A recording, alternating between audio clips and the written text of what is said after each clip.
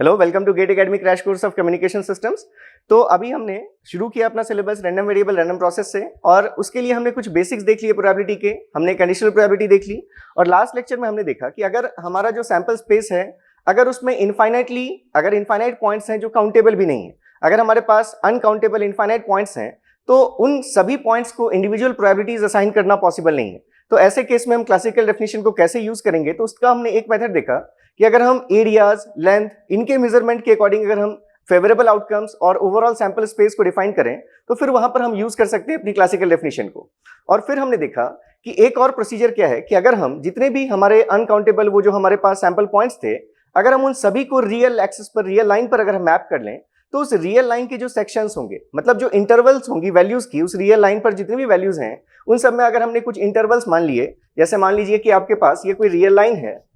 ये values from -infinity to infinity x के respect में, यहां पर अगर आप इवेंट्स किसको डिफाइन करें, हर उसकी वैल्यूज को इवेंट डिफाइन नहीं करके अगर आप इंटरवल सेलेक्ट करें, अगर आप इवेंट्स डिफाइन करें जब x की वैल्यू x1 और x2 के बीच में,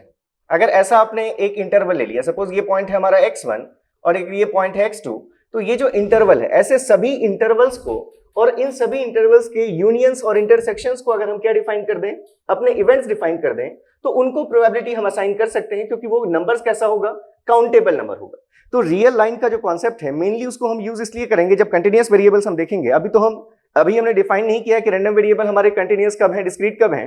लेकिन एक आपको एप्लीकेशन दिख रहा है कि अगर हमारे पास सैंपल स्पेस में अगर इनफाइनाइट पॉइंट्स थे अनकाउंटेबल, तो उनको हम काउंटेबल इवेंट्स में हम कन्वर्ट कर सकते हैं। फिर हमने देखा कि जब हम रियल एक्सिस की हमने बात की कि कैसे हम मैपिंग करेंगे, तो आपने यहाँ पर कुछ टर्म्स डिफाइन की। जैसे हमने जब रैंडम वेरिएबल को इंट्रोड्यूस किया, तो रैंडम वेरिएबल के लिए आपने लिखा कि रैंडम वेरिएबल क्या है, एक फंक्शन है जो क्या करता है, जिसका डोमेन क्या है, जो सैंपल स्पेस के जितने भी पॉसिबल आउटकम्स थे, जो भी आपने रैंडम एक्सपेरिमेंट परफॉर्म किया, उसके सैंपल स्पेस में जितने भी हमारे आउटकम्स हैं, ये सभी आपके सैंपल स्पेस को अगर रिप्रेजेंट कर रहा है, ये आपका अगर सैंपल स्पेस है, इसमें आपने कहा कि जो भी आउटकम्स हैं, अगर हम उसको कोई भी लेटर zeta1, zeta2, zeta3 इनसे अगर हमने रिप्रेजेंट कर दिया, जितने भी जीटास हैं इसमें, जितने भी पॉसिबल आउटकम्स हैं, तो अगर इन सभी पॉसिबल आउटकम्स को हम रियल नंबर असाइन कर दें एक पर्टिकुलर रूल के थ्रू, तो उसी रूल को आपने नाम दिया रैंडम वेरिएबल। तो यहाँ पर जैसे अगर हम यहाँ पर इनमें से वैल्यूज असाइन कर दें कि ये हमारी वैल्यू 0 है, इसके करस्पॉन्डिंग ये वैल्यू 1 है, and so on.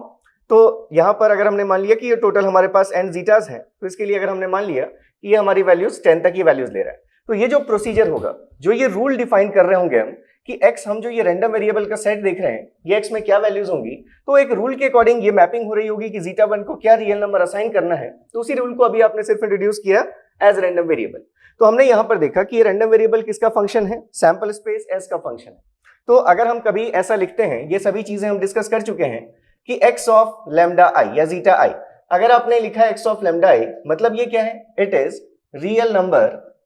assigned to the outcome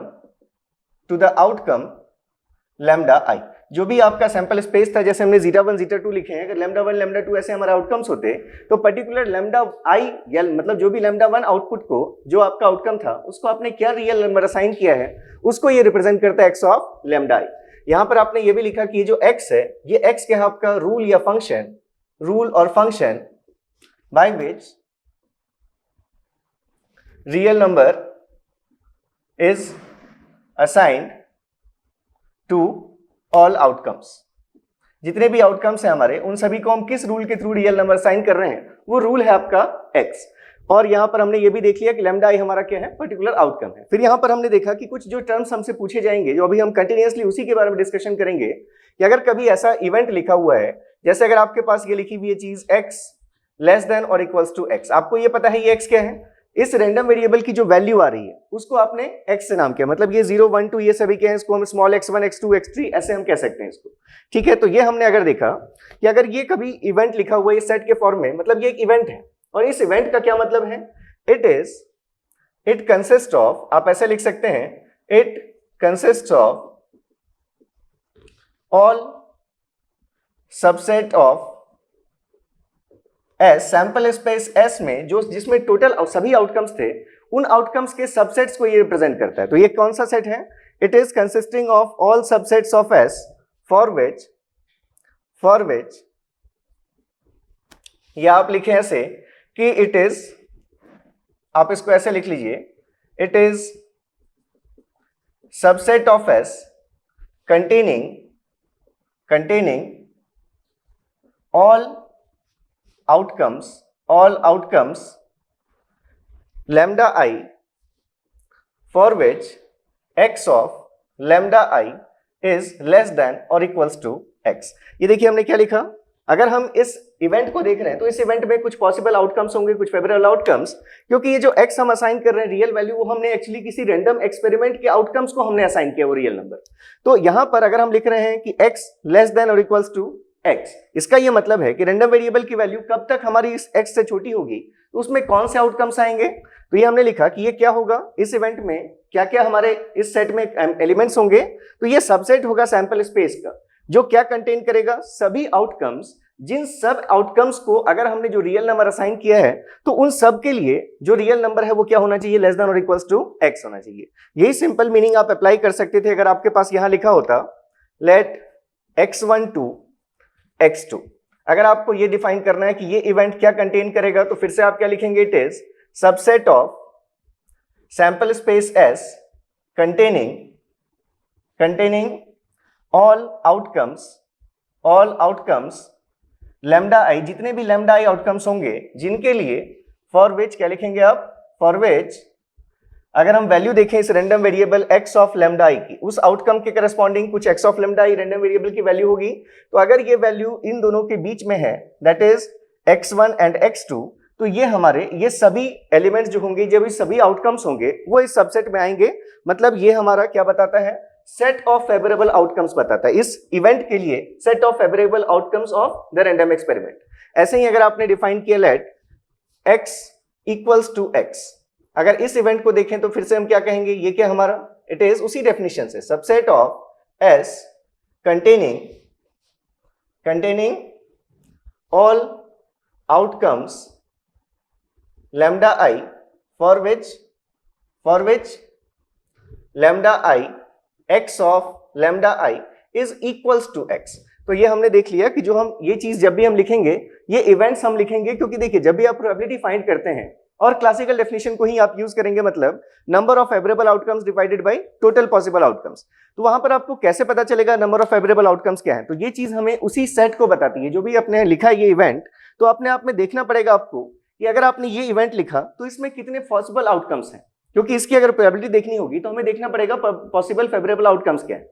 ठीक है, तो यहां से जैसे हम अगर एक एग्जांपल के थ्रू अगर समझे चीजों को और कि ये क्या डेफिनेशन, ये जो हम लिख रहे हैं नंबर्स, क्योंकि अगर आप इसमें कंफर्टेबल हैं, इन चीजों में अगर कंफर्टेबल है तो रैंडम वेरिएबल बिल्कुल ही इजी लगेगा आपको, ये एकदम आप देख सकते हैं यहां से। तो जैसे मान लीजिए हमने लास्ट एक्सपेरिमेंट को ही कंसिडर कर लिया, let we are considering experiment rolling of a die. Easy examples के थ्रू समझते हैं पहले हम। तो अगर आप रोल कर रहे हैं डाई को, तो आपके पास जो फेवरेबल, जो आपके टोटल पॉसिबल आउटकम्स हैं वो क्या हो सकते हैं, डाई में 6 फेसेस हैं। अगर आपने फेस के अकॉर्डिंग देख लिया F1, F2, F3, F4, F5 and F6, ये सभी क्या है आपके फेसेस हैं। नॉर्मली डाई के लिए 1 2 3 4 5 6 ये हमारे पास ये डाई होता है। ठीक है, तो अब यहाँ पर अगर आप एक रूल असाइन करें, आपने क्या रूल असाइन किया, आपने एक रूल असाइन किया कि रैंडम वेरिएबल जो हम x सेलेक्ट करेंगे इसको x ऑफ fi लिखना चाहिए था, तो लिख सकते हैं हम इसको x ऑफ fi भी लिख सकते हैं, फंक्शन होगा इसी आउटकम्स का। तो ये जो वैल्यू होगी, अगर हम ये मान लें कि it is equals to 10 times the value of fi's, जो भी हम fi's सेलेक्ट करेंगे उन fi's के 10 टाइम्स हमें क्या लेना है, रियल नंबर लेना है इन सब के करस्पॉन्डिंग। तो अगर मान लीजिए ये आपकी रियल लाइन है, ये x से आपने रियल लाइन को अगर रिप्रेजेंट किया, तो आपको सभी आउटकम्स को 10 से मल्टीप्लाई करना है, मतलब वैल्यूज क्या क्या होंगी, 10, 20, 30, 40, 50 एंड 60। तो आपने ये आउटकम्स असाइन कर दिए, ये 1 को आपने मैप कर दिया 10 पर, ये 2 आपका मैप हो गया 20, 3 मैप हो गया 30, 4, 40, 5 के लिए 50 और 6 के लिए आपने दे दिया 60। ठीक है, तो आपको एक चीज और क्या ध्यान रखनी है, हमने देखा था कि ये चाइल्ड पेरेंट का जो मतलब रिलेशनशिप है, मतलब इसके एक से ज्यादा एलिमेंट्स को आप सिंगल नंबर असाइन कर सकते हैं, पॉसिबल है, लेकिन इसके एक एलिमेंट को रेंज सेट की आप एक से ज्यादा वैल्यूज असाइन नहीं कर सकते। ये हमने फंक्शन में भी देखा था, तो कल एक कमेंट भी था, तो आप उस फर्स्ट लेक्चर को देख सकते हैं कि हमने यही डिफाइन किया था कि डोमेन सेट का जो एक एलिमेंट है वो रेंज के एक ही एलिमेंट के साथ एसोसिएटेड होना चाहिए। डोमेन सेट का एक एलिमेंट अगर रेंज सेट के एक से ज्यादा के साथ एसोसिएटेड होगा तो फंक्शन नहीं कहेंगे। तो आपने इसको फंक्शन के फॉर्म में डिफाइन किया, तो इसका एक एलिमेंट एक ही एलिमेंट से एसोसिएटेड होना चाहिए। ऐसा नहीं होता कि ये 1 को आपने 10 भी दिया और 1 को आपने 30 भी दिया। ठीक है, तो ऐसा हम अगर देखेंगे क्यों नहीं कर सकते, क्योंकि वायलेशन ऑफ प्रोबेबिलिटी हो जाएगा। मतलब अगर आपने एक ही नंबर असाइन किया एक को, मतलब एक को एक से ज्यादा अगर असाइन नहीं कर रहे हम, तो हम देखेंगे कि सभी की प्रोबेबिलिटीज हमारी वो 1 आती है। अगर हम एक को एक से ज्यादा असाइन करने लगे तो टोटल प्रोबेबिलिटीज 1 से बड़ी हो जाएंगी, जो रॉन्ग होगा। ठीक है, तो चलिए यहां तक हमारे पास चीज आ गई। अब हम अगर ये जो अभी हम इवेंट्स लिख रहे थे, अगर इनको हम समझने की कोशिश करें। सपोज हमने कहा कि हमारे पास एक इवेंट है that is x less than और इक्वल्स टू 70। अगर हमने एक ये इवेंट डिफाइन किया, अब अगर आप देखें कि इस इवेंट में कौन कौन से फेवरेबल आउटकम्स आ रहे होंगे, तो अगर आप 70 देख रहे हैं, आपने f1 को आपने क्या दिया, 10, 2 दिया, ऐसे आप देख रहे हैं कि जो मैक्सिमम नंबर है वो 60 तक ही दे रहे हैं। तो अगर हमने ये इवेंट डिफाइन किया तो इसमें जो हमारा जो सेट होगा, जो इस इवेंट में हमारे एलिमेंट्स होंगे, वो पॉसिबल इवेंट्स क्या क्या होंगे, यहां पर आपका f1 भी आ जाएगा, f2 भी आ जाएगा, f3, f4, f5 and f6। ये समझ रहे हैं हम। अगर हमने x रैंडम वेरिएबल की वैल्यू जिनके लिए भी हमने 70 से कम असाइन किया है, उन सभी आउटकम्स हमारे वो सभी आउटकम्स इस इवेंट में आएंगे। तो यहाँ पर f1 से लेकर f6 तक सभी चीजें आ रही हैं। अगर हम देखें तो ये हमारा टोटल सैंपल स्पेस था। ये क्या था हमारा, ये हमारा सैंपल स्पेस है। तो अगर हमने पूरे सैंपल स्पेस को इंक्लूड कर लिया, तो अगर हमसे प्रोबेबिलिटी पूछी जाती इसकी, तो प्रोबेबिलिटी क्या हो जाती, अगर आप यहां से देखते तो प्रोबेबिलिटी की वैल्यू क्या होती, probability of sample space is equals to what 1। ठीक है, अभी प्रोबेबिलिटी हम अलग से डिफाइन करेंगे, अभी हमें सिर्फ इनका मीनिंग समझना है। ऐसे ही अगर आपने लिखा x लेस देन और इक्वल्स टू 45, अब अगर हम इसके लिए देखें तो क्या होंगी वैल्यूज, लेस देन और इक्वल्स टू 45 मतलब यहां पर कोई नंबर है 45, तो अगर आप देखें इससे कम या इसके बराबर होनी चाहिए वैल्यू। तो आप देख रहे हैं कि ये तो हमारा इस इंटरवल तो कोई वैल्यूज नहीं है, मतलब 45 से पहले तक में ये f1, f2, f3 और f4 की करस्पॉन्डिंग हमारी रैंडम वेरिएबल्स की वैल्यूज आ रही है। मतलब इस इवेंट में जो फेवरेबल आउटकम्स होंगे एक्सपेरिमेंट के, वो आउटकम्स कौन कौन से आएंगे, f1, f2, f3 and f4। तो अगर यहां से आपसे प्रोबेबिलिटी पूछी जाती इस इवेंट की प्रोबेबिलिटी, तो आप यहां से अगर देखें तो टोटल 4 आउटकम्स आपके फेवरेबल हैं और टोटल 6 नंबर ऑफ आउटकम्स हैं। तो यहां से प्रोबेबिलिटी क्या आ जाती, 4/6 मतलब 2/3 आ जाती। ठीक है, तो ये चीजें हम आगे देखेंगे। अभी अगर आपने एक इवेंट डिफाइन किया x इज लेस देन और इक्वल्स टू 40.01, अगर आप एक इवेंट डिफाइन कर रहे हैं 40.01, तो भी अगर आप देखें 40 से जस्ट बढ़े, यहां तक का आप देख रहे हैं कि रैंडम वेरिएबल की वैल्यू या तो 40.01 हो या उससे छोटी हो। तो इसमें कौन कौन से आ रहे हैं हमारे, अभी भी यही 4 एलिमेंट्स आपको मिल रहे हैं फेवरेबल आउटकम्स में। मतलब यहां भी आपके पास f1, f2, f3 and f4। अगर हमने इवेंट डिफाइन किया होता 39.99,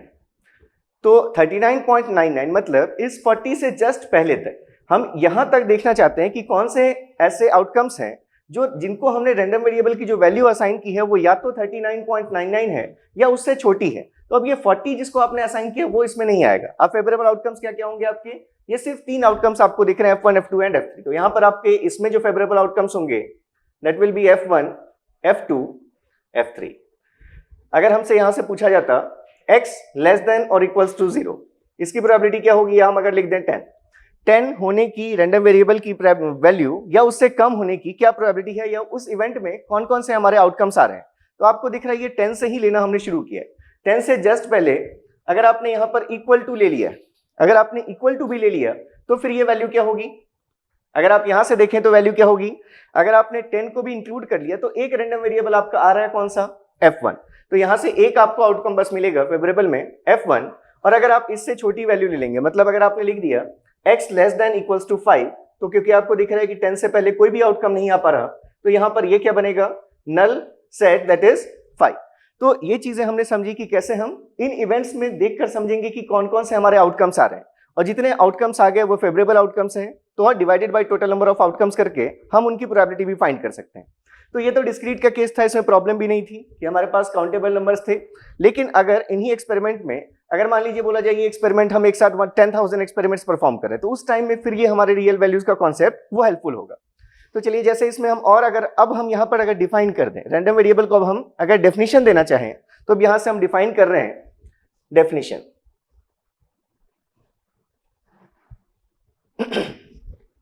रैंडम वेरिएबल, क्या लिखेंगे आप इसमें? इट इज अ फंक्शन, या फिर आप लिखें it is a process of assigning real values x of lambda I to all experimental outcomes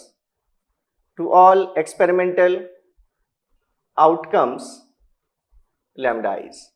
जितने भी lambda i's हैं उन सभी को, अगर हम ये चीज हम बात कर चुके हैं, अगर हम उन सभी को एक रियल नंबर असाइन करते हैं तो जिस प्रोसेस, मतलब जो डिफाइन कर रहा है कि कैसे हम उस रियल वैल्यू को सेलेक्ट करेंगे किसी पर्टिकुलर आउटकम के करस्पॉन्डिंग, वो रूल हमारा क्या कहलाता है? रैंडम वेरिएबल कहलाता है। लेकिन सिर्फ यहीं पर डेफिनेशन खत्म नहीं होगी, यहां पर आपको लिखना पड़ेगा the resulting function must satisfy following to conditions. वो दो कंडीशंस को फॉलो करना चाहिए, तब कहेंगे हम कि जो हमारा फंक्शन है वो क्या रिप्रेजेंट कर रहा है? एक रैंडम वेरिएबल को। तो फर्स्ट कंडीशन है वो क्या आपकी? It is set x less than और equals to x is an event for all x।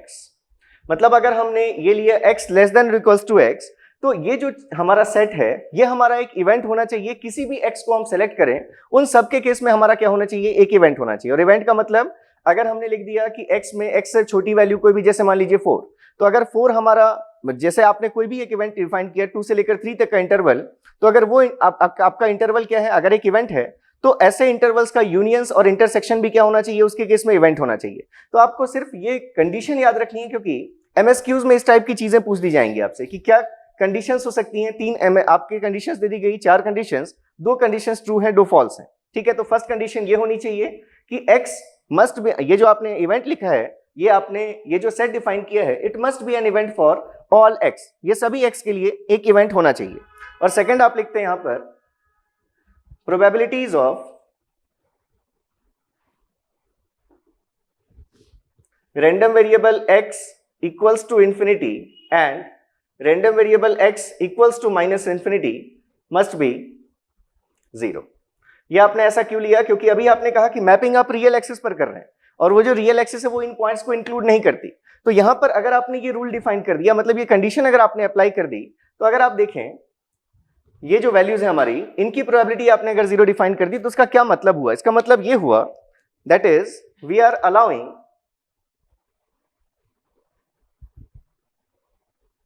random variable x to be plus infinity or minus infinity for some outcomes, but we are taking probabilities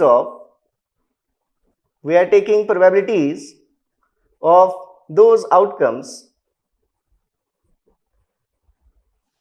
to be 0। मतलब अगर हमने ये कहा कि हमने restriction random variable पर नहीं लगाई है कि उसकी वैल्यू माइनस इन्फिनिटी या प्लस इन्फिनिटी नहीं हो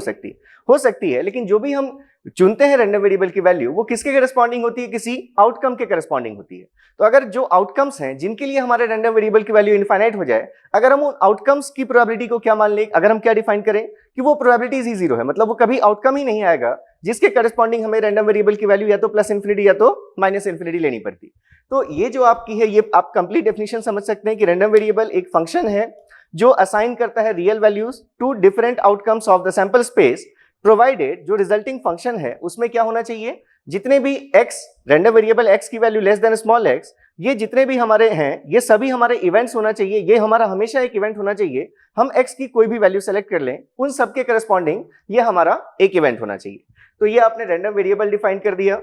अब जैसे यहां से अगर हम देखते हैं रैंडम वेरिएबल, तो हमने कल भी देख लिया था कि कैसे हम एक बेसिक आइडिया, यहां पर भी अभी हमने एक 10fi करके एक रूल देख लिया। तो ऐसा कोई भी रूल आप डिफाइन कर दें, सैंपल स्पेस अगर आपको पता हो तो उसके करस्पॉन्डिंग आप रैंडम वेरिएबल अपना सेट फाइंड कर सकते हैं कि क्या क्या रियल नंबर्स आप उसको असाइन करेंगे। तो डिपेंड आप पर करता है कि रूल आपने कैसा बनाया। जो रूल आप लेंगे उसी के करस्पॉन्डिंग रियल नंबर आप असाइन करेंगे। तो अब यहां से आप इंपॉर्टेंट कॉन्सेप्ट ले रहे हैं, दैट इज डिस्ट्रीब्यूशन एंड जो आपका डेंसिटी फंक्शंस है। तो पहले हम डिस्ट्रीब्यूशन फंक्शन देखेंगे। अभी तक देखिए हमने डिस्क्रीट या कंटिन्यूअस रैंडम वेरिएबल्स की बात नहीं की, अभी तक हम सिर्फ रैंडम वेरिएबल को समझ रहे हैं कि एक प्रोसेस है, रियल वैल्यू असाइन करने की प्रोसेस है, ठीक है। तो अब हम टॉपिक ले रहे हैं अपना डिस्ट्रीब्यूशन एंड डेंसिटी फंक्शंस। चलिए,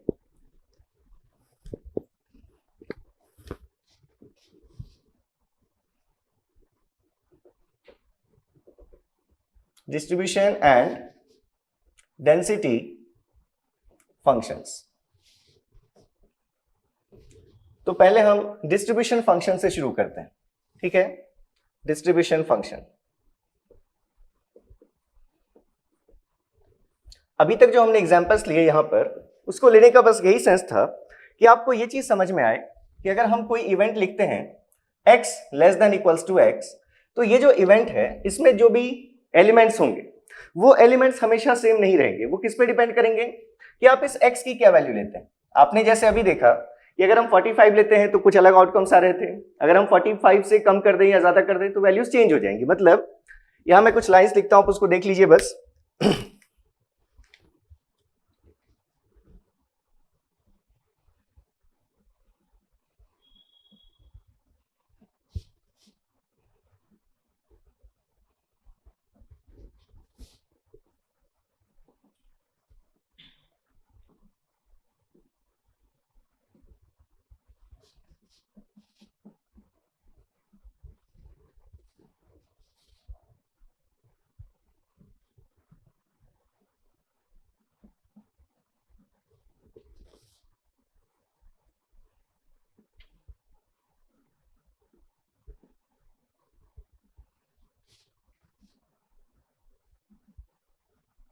ठीक है, देखिए हमने क्या लिखा, सिंपली एक लाइन हमने ये लिखी कि elements of sample space S। आप जब भी रैंडम वेरिएबल डिफाइन कर रहे हैं x ऑफ लैम्डा i, तो वो आपने किसी सैंपल स्पेस के आउटकम के ही करस्पॉन्डिंग ली होगी। तो इसलिए हमने शुरुआत कहां से की है, सैंपल स्पेस को देखते हुए हम यहां पर बात कर रहे हैं। तो जितने भी एलिमेंट्स हैं हमारे सैंपल स्पेस के जो इस इवेंट में कंटेन्ड है, ये जो इवेंट अगर हमने कोई लिखा capital X, that is value of random variable is less than और इक्वल्स टू स्मॉल x, मतलब लेस देन इक्वल्स टू 10, 20, 30, ये जो भी हम वैल्यू लेंगे, वो जो जितने इस इवेंट में हमारे एलिमेंट्स होंगे वो हमारे चेंज होंगे। कब? क्योंकि हमारा जो x है वो डिफरेंट वैल्यूज ले सकता है। तो जैसे जैसे हम इस x की वैल्यूज डिफरेंट वैल्यूज लेते जाएंगे, वैसे वैसे इसमें जो कंटेन्ड एलिमेंट्स हैं उन एलिमेंट्स की वैल्यूज चेंज होती जाएगी। और आपको पता है कि आप प्रोबेबिलिटी कैसे डिफाइन करने वाले थे, इन्हीं जो भी इवेंट्स आपके हैं उसके favourable outcomes divided by total outcome से। तो इसलिए अगर ये इवेंट्स इसमें जो कंटेंट है वो अगर चेंज हो रहे हैं तो उस केस में हमारी प्रोबेबिलिटीज भी क्या होंगी, चेंज होंगी। तो आप क्या लिख सकते हैं, प्रोबेबिलिटी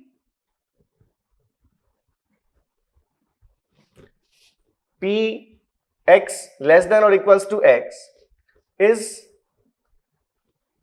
या फिर आप लिखें of event x less than equals to x is therefore a number that depends on x। देखिए फर्स्ट लाइन हमने देख लिया कि ये जो इवेंट होगा x लेस देन x, इसमें जो आउटकम्स होंगे वो डिपेंड करेंगे कि हम x की क्या वैल्यू सेलेक्ट कर रहे हैं। तो अब आपने लिखा कि अगर हम probability x of less than, किसी भी इवेंट की प्रोबेबिलिटी जब आप डिफाइन करते हैं तो प्रोबेबिलिटी हमने देख लिया कि प्रोबेबिलिटी क्या है, एक नंबर है। तो अब इसलिए अगर ये जो प्रोबेबिलिटी है आपकी, probability x less than equals to x of this event x less than और इक्वल्स टू x, ये जो नंबर, ये क्या होगा, एक नंबर होगा। तो therefore it is therefore a number that depends on x। वो नंबर भी कैसा होगा, जो इस x पर डिपेंड करेगा। तो इसलिए हम अगर इस नंबर को हम अगर नाम दे दें, दिस नंबर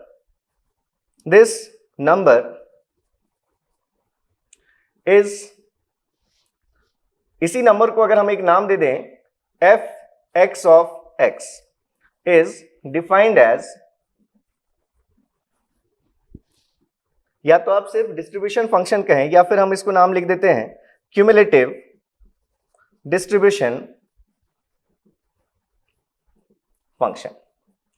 तो देखिए आपको ये इस डेफिनेशन, अभी हम डेफिनेशन अलग लिखने वाले हैं, तो यहां से आपको ये समझ में आ गया कि ये जो भी CDF लिखा होता है f(x) ऑफ x, इसका मतलब ये क्या है, जो प्रोबेबिलिटी है वही प्रोबेबिलिटी की वैल्यू है, एक नंबर है। जो नंबर किस पे डिपेंड करेगा, इस x पे डिपेंड करेगा। जैसे जैसे हम इस x की वैल्यू चेंज करेंगे वैसे वैसे इस नंबर की वैल्यू क्या होगी, चेंज होगी। तो जो भी प्रोबेबिलिटीज के एग्जाम्स आपने पढ़े हैं वो सभी चीजें इस पर अप्लाई होंगी। मतलब अगर ये प्रोबेबिलिटी है, किसी भी इवेंट की प्रोबेबिलिटी है, तो इसके लिए सभी चीजें वैलिड है। मतलब एग्जाम 1 मतलब कि ये वैल्यू हमारी 0 और 1 के बीच में होनी चाहिए। एग्जाम 2 मतलब जो अगर हम इसमें सारे सैंपल स्पेस की प्रोबेबिलिटी देखें तो उस प्रोबेबिलिटी की वैल्यू क्या होनी चाहिए, 1। और जितने भी हम म्यूचुअली एक्सक्लूसिव इवेंट्स लेंगे तो उनके यूनियंस की प्रोबेबिलिटी क्या हो जाएगी, इंडिविजुअल प्रोबेबिलिटीज का सम। मतलब अगर हम लिख लें कि हमारे पास 3 इवेंट्स हैं जो म्यूचुअली एक्सक्लूसिव हैं, तो उन तीनों की यूनियन अगर हम तीनों का डिफाइन कर दें तो उन तीनों के यूनियन की प्रोबेबिलिटी क्या होगी, जो भी इंडिविजुअल प्रोबेबिलिटीज होंगी उन सबका सम। ये सभी प्रॉपर्टीज आप इस फंक्शन पर अप्लाई कर सकते हैं। जो फंक्शन आपका एक्चुअली क्या, एक नंबर है। जो नंबर किस पे डिपेंड कर रहा है,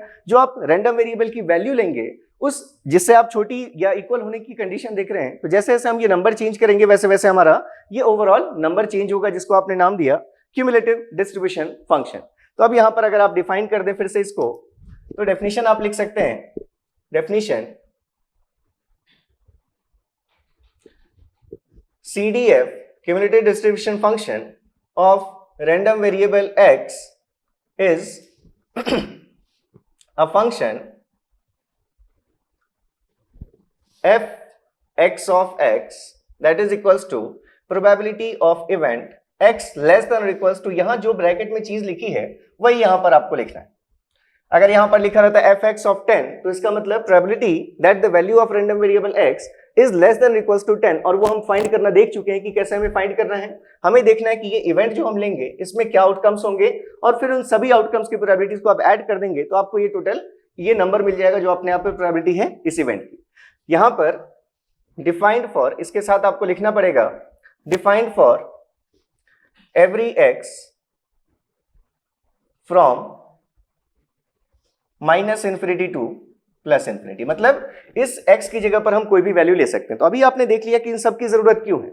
क्योंकि हम इन्हीं को इवेंट के फॉर्म में डिफाइन कर रहे हैं। हमने कहा कि जब कंटिन्यूअस रैंडम वेरिएबल अगर आ गया जिसमें number of sample points infinite हो गए, तो हम क्या करेंगे, रियल एक्सिस पर उनको मैप करके उन रियल एक्सिस के सेक्शंस को हम इवेंट, और उन सेक्शंस के यूनियन और इंटरसेक्शंस को भी हम इवेंट के फॉर्म में डिफाइन करेंगे। तो इसलिए हमने यहां लिखा भी था कि रैंडम वेरिएबल जब हमने सेलेक्ट किया, डेफिनेशन लिखी, तो वहां पर हमने पहले लिखा कि तभी हम उस फंक्शन को रैंडम वेरिएबल कहेंगे जब ये जो हम लिख रहे हैं टर्म x लेस देन और equals to x, it must be an event for every x। किसी भी x के लिए अगर हम देखें तो ये चीज इवेंट होनी चाहिए। अगर ये इवेंट नहीं होगा तो आप ना तो CDF डिफाइन कर सकते हैं, ना ही आगे जो भी आप प्रॉपर्टीज या फिर जो भी अलग आप डिस्ट्रीब्यूशन फंक्शन, डेंसिटी फंक्शंस पढ़ने वाले हैं। तो ये चीज समझ में आ रही है यहां से। तो अब अगर हम इस पर कुछ एग्जांपल्स देख लें जिससे कि हमारी इसकी अंडरस्टैंडिंग क्लियर हो जाए, तो चलिए हम छोटे छोटे एग्जांपल्स लेते हैं। उसी से आपको टाइप्स में भी डिस्टिंग्विश करना है कि किस टाइप का रैंडम वेरिएबल था, कैसा CDF आ रहा है। तो उसके बाद फिर हम प्रॉपर्टीज पढ़ेंगे। पहले प्रॉपर्टीज हम नहीं पढ़ रहे हैं, पहले हम समझ लेते हैं कैसे ये फंक्शंस आपको प्लॉट कर रहे हैं। तो जैसे मान लीजिए फर्स्ट एग्जांपल अगर आपने ले लिया, एग्जांपल इज व्हाट, सिंपल आप ले लें, tossing of a coin having probability head की। अगर मान लें कि हम जो कॉइन टॉस करेंगे वो बायस्ड कॉइन है, अगर हम इक्वल प्रोबेबिलिटीज लेकर नहीं चले, मान लें कि एच आने की प्रोबेबिलिटी, हेड आने की प्रोबेबिलिटी मान लीजिए हमने कहा P है, और टेल आने की प्रोबेबिलिटी अगर हम कहें probability of getting tail is equals to Q है। ठीक है, अगर हम ये लिख लें तो आपको पता है ये दोनों mutually exclusive as well as exhaustive events हैं। जब कॉइन को आप टॉस करेंगे तो इन दोनों में से कोई एक तो आएगा ही। तो यहाँ पर P प्लस Q की वैल्यू 1 होगी, या आप कहें Q इज इक्वल्स टू आप 1 माइनस P भी लिख सकते थे। तो इसके केस में अगर हमें रैंडम वेरिएबल और उसके लिए अगर हमें डिस्ट्रीब्यूशन फंक्शन डिफाइन करना है, देखिए आगे हम पढ़ेंगे कि कोई जरूरी नहीं है कि आपको पता हो कि एक्सपेरिमेंट क्या था। ठीक है, ये पता होना आपके लिए जरूरी नहीं है अगर आप रैंडम वेरिएबल या उसका डिस्ट्रीब्यूशन फंक्शन या आगे डेंसिटी फंक्शन फाइंड करने वाले हैं। तो ये चीजें अभी से आपके दिमाग में क्लियर होनी चाहिए कि आगे जाकर हम इसका इनवर्स भी यूज करेंगे कि अगर हमारे पास CDF या PDF गिवन होगा तो उससे हम एक्सपेरिमेंट और रैंडम वेरिएबल भी फाइंड करेंगे। ठीक है, तो ये चीजें भी हम आगे देखेंगे। तो अभी मान लीजिए हमने कहा कि हम एक कॉइन को टॉस कर रहे हैं जिसके लिए हमारा बायस्ड कॉइन है, अलग अलग प्रोबेबिलिटीज पॉसिबल है। तो इस केस में अगर हमने रैंडम वेरिएबल डिफाइन किया कि अगर हम हेड के लिए अगर 0 या टेल के लिए 0 और 1 दो ही पॉसिबिलिटीज हैं, तो दो हम अलग अलग रियल नंबर ले लेते हैं। तो मान लीजिए आपका ये सैंपल स्पेस है, इस सैंपल स्पेस में हेड और टेल दो वैल्यूज हैं, और अगर हमने यहां पर रैंडम वेरिएबल ऐसा डिफाइन किया, लेट हमने ले लिया random variable x is 1 if outcome अगर हम देखें for head and it is 0 otherwise लिखें आप, या फिर आप लिख दें फॉर टेल। ठीक है, ऐसा अगर आपने ये रैंडम वेरिएबल डिफाइन कर दिया तो इस केस में यहां पर आपके पास 0 और 1 दो एलिमेंट्स हैं, तो हेड के करस्पॉन्डिंग वैल्यू सेलेक्ट होगी 1 और टेल के करस्पॉन्डिंग वैल्यू सेलेक्ट होगी 0। ठीक है ये। तो अब यहां से अगर आप देखें कि कंडीशन आपके रैंडम वेरिएबल की आप अगर लिखना चाहते हैं, इसका CDF हमें अगर ड्रॉ करना है, तो आपको पता है रैंडम वेरिएबल की वैल्यू 0 से छोटी नहीं हो सकती और 1 से बड़ी नहीं हो सकती, क्योंकि आपने दो ही रैंडम वेरिएबल सेलेक्ट किए हैं, 0 एंड जो रियल नंबर्स आपने लिए हैं वो सिर्फ दो नंबर्स हैं। तो अब अगर यहां पर हम देखते, मान लीजिए आप ऐसे इसको समझने की कोशिश करें, क्योंकि हमें पता है कि अगर हमें fx ऑफ x फाइंड करना है, fx ऑफ x अगर हमें फाइंड करना है, तो ये वैल्यू मतलब probability of random variable x less than और इक्वल्स टू x, ये हमें फाइंड करना है। तो ये चीज और किसके लिए फाइंड करना है? For all x in between -∞ and +∞, ये चीज हमें डिफाइन करनी है। तो आपको x की डिफरेंट वैल्यूज लेनी पड़ेंगी और उसके करस्पॉन्डिंग देखना पड़ेगा कि ये जो प्रोबेबिलिटी आ रही है उस प्रोबेबिलिटी की वैल्यू कितनी है और कहां से कहां तक आपको लेना है। ये एग्जांपल बाय एग्जांपल वेरी करेगा, वही यहां पर समझाना ये हमारा मेन मोटिव है। तो जैसे मान लीजिए अगर यहां पर आप देखें वैल्यू ऑफ x, कि आप x की क्या वैल्यू सेलेक्ट कर रहे हैं, क्योंकि आपको कहां से कहां तक करनी है, -∞ टू +∞, हर जगह उसकी वैल्यू को देखना है। आपने जो दो रैंडम वेरिएबल्स डिफाइन किए हैं, ये जो 0 और 1 जो आपने लिया है, इस 0 को आप क्या कह सकते हैं? It is x of tail. ये आपने टेल के करस्पॉन्डिंग ये वैल्यू ली है, और इसको क्या कह सकते हैं आप? ये कि आपने असाइन किया है हेड के लिए, आपने ये रैंडम वेरिएबल 1 असाइन किया, मतलब आपके पास दो रैंडम वेरिएबल्स हैं, xh is 1 and xtail is 0। अगर आप इसके करस्पॉन्डिंग देखें event elements in event x less than equals to x, क्योंकि जब तक हम number of elements favourable outcomes हम डिफाइन नहीं करेंगे तब तक हम प्रोबेबिलिटी फाइंड नहीं कर पाएंगे। तो यहां पर आप फाइनली अगर देखेंगे fx of x that is probability of random variable x less than और इक्वल्स टू x। तो देखिए अगर हमने x की जो वैल्यूज डिफाइन की, अगर हमने कहा कि जो वैल्यू है x की वो ग्रेटर देन और इक्वल्स टू 1 है, क्योंकि हम यहां पर देख रहे हैं जो मैक्सिमम वैल्यू हो सकती है रैंडम वेरिएबल की वो कितनी हो सकती है? 1 हो सकती है। तो अगर हमने 1 या 1 से बड़ी रेंज अगर हमने x के लिए डिफाइन कर दी, तो अब इस केस में अगर x हमारा 1 से बड़ा है, ठीक है, या 1 के इक्वल है, तो क्या ये एलिमेंट इंक्लूड होगा? आपको दिख रहा है xt की वैल्यू 1 है, ये 1 हमेशा जो वैल्यू आप लेंगे, मान लीजिए आप x के लिए assuming x is equals to 1 हो सकती है वैल्यू, या 2 हो सकती है, 3 हो सकती है, ऐसी इसके बीच की भी वैल्यूज हो सकती हैं। ऐसे कोई भी वैल्यू 1 या उससे बड़ी वैल्यू अगर डिफाइन करेंगे, तो उसके अगर आप उसको 1 से कंपेयर करें, xt की वैल्यू आपने 1 ली है, तो 1 या तो इस x से छोटा होगा, या अगर आपने अगर x की वैल्यू 2, 3, 4 ली होगी तो ये 1 उससे या तो छोटा होगा या उसके बराबर हो सकता है, क्योंकि यहां पर आपने इक्वलिटी का भी साइन लिया है। तो यहां से आप ये कह सकते हैं कि ये जो इवेंट है हमारा x ऑफ h, ये इवेंट, ये हमारा ये जो हम रियल नंबर इसको हमने असाइन किया है, वो रियल नंबर डेफिनेटली जो हम ये x सेलेक्ट कर रहे हैं, अगर ये x की वैल्यू 1 से बड़ी या 1 के बराबर है, तो डेफिनेटली इसको जो हमने रियल नंबर असाइन किया उससे हमारा x क्या होगा? छोटा, मतलब ये x हमारा क्या होगा? उससे बड़ा होगा। ठीक है ये चीज। अगर आप यहां से देखें तो x ऑफ टेल तो आपने 0 लिया है और x की वैल्यू आप क्या ले रहे हैं? 1 या उससे बड़ी, तो डेफिनेटली ये वैल्यू तो छोटी होगी ही हमारी x से। अगर आपने देखा कि ये दोनों इवेंट्स अगर आपके आ रहे हैं, किस में आ रहे हैं? अगर आपको अगर इस सेट के एलिमेंट्स देख रहे हैं कि अगर x लेस देन और इक्वल्स टू x, आपने देखा कि कौन कौन से x ऐसे हैं जिनकी वैल्यू ये जो हमने x की वैल्यू सेलेक्ट की है इससे या तो छोटी हो या इसके बराबर हो। तो आपको दिख रहा है ये दोनों ही कंडीशंस में, चाहे आप हेड के लिए जो आपने रैंडम वेरिएबल दिया या फिर इसके लिए जो आपने रियल नंबर दिया, वो दोनों ही वैल्यूज जो हम x ले रहे हैं उससे छोटी है। मतलब यहां पर आपके दोनों एलिमेंट्स आ जाएंगे, हेड वाला भी आ जाएगा और टेल वाला भी आ जाएगा, x ऑफ टेल भी आ जाएगा। मतलब जिसको आप ऐसे समझ सकते हैं कि 1 भी आ गया और 0 भी आ गया। तो रैंडम वेरिएबल 1 भी आ गया और 0 भी आ गया, और दोनों के आने की प्रोबेबिलिटीज आपको अगर पता है तो यूनियन आप कर सकते हैं, क्योंकि दोनों म्यूचुअल एक्सक्लूसिव इवेंट हैं। तो यहाँ पर total probability of x less then x, इसमें दो इवेंट्स हैं जो दोनों इवेंट्स मिलाकर पूरा ही सैंपल स्पेस बना दे रहे हैं, तो इसलिए इसकी प्रोबेबिलिटी क्या होगी? f(x of x) is equals to probability of sample space, क्योंकि पूरा ही सैंपल स्पेस आपने इंक्लूड कर लिया, तो ये प्रोबेबिलिटी की वैल्यू कितनी होगी? 1 होगी। फिर से देखिए हमने क्या किया,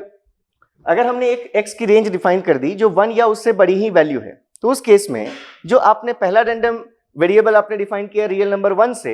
हमेशा इस x की वैल्यू उस 1 से आप यहां पर ही शो कर रहे हैं कि ये बड़ी या इक्वल ही हो सकती है। मतलब 1 हमेशा छोटा होगा, जो आपका x ऑफ h आपने लिया है वो हमेशा छोटा होगा या वो बराबर हो सकता है किसके? स्मॉल x के। ऐसे ही अगर आपने x ऑफ ये जो h लिया, x ऑफ t लिया आपने, अगर ये 0 लिया तो ये तो हमेशा ही छोटा होगा x से, क्योंकि x आप क्या ले रहे हैं, 1 या 1 से बड़ी वैल्यू ले रहे हैं। तो आपने ये दोनों ही पॉसिबल इवेंट्स आपने इंक्लूड कर लिए, मतलब टोटल सैंपल स्पेस आपने इंक्लूड कर लिया। इसलिए ये जो प्रोबेबिलिटी आपको मिली, जिसको आपने कहा क्यूमुलेटिव डिस्ट्रीब्यूशन फंक्शन की ये वैल्यू है, वो वैल्यू कितनी मिली आपको, 1 मिली। अगर आप यहां देखते कि अगर हमारे x की वैल्यू 0 से लेकर, अगर हमारे x की वैल्यू 1 के बीच में, यहां पर हमने इक्वालिटी का साइन हटा दिया, मतलब अब x हमारा 0 से 1 के बीच की कोई भी वैल्यू हो सकता है, लेकिन अगर वो 1 से छोटा है तो ये जो आप हेड के करस्पॉन्डिंग रियल नंबर ले रहे हैं ये एग्जैक्टली 1 है। तो आपने जैसे ही x लिख दिया कि x 1 से छोटा है, मतलब ये जो x ऑफ h है, ये x ऑफ h, ये रैंडम वेरिएबल जो आपने वैल्यू ली है, ये हमेशा हमारा क्या होगा, बड़ा होगा किससे,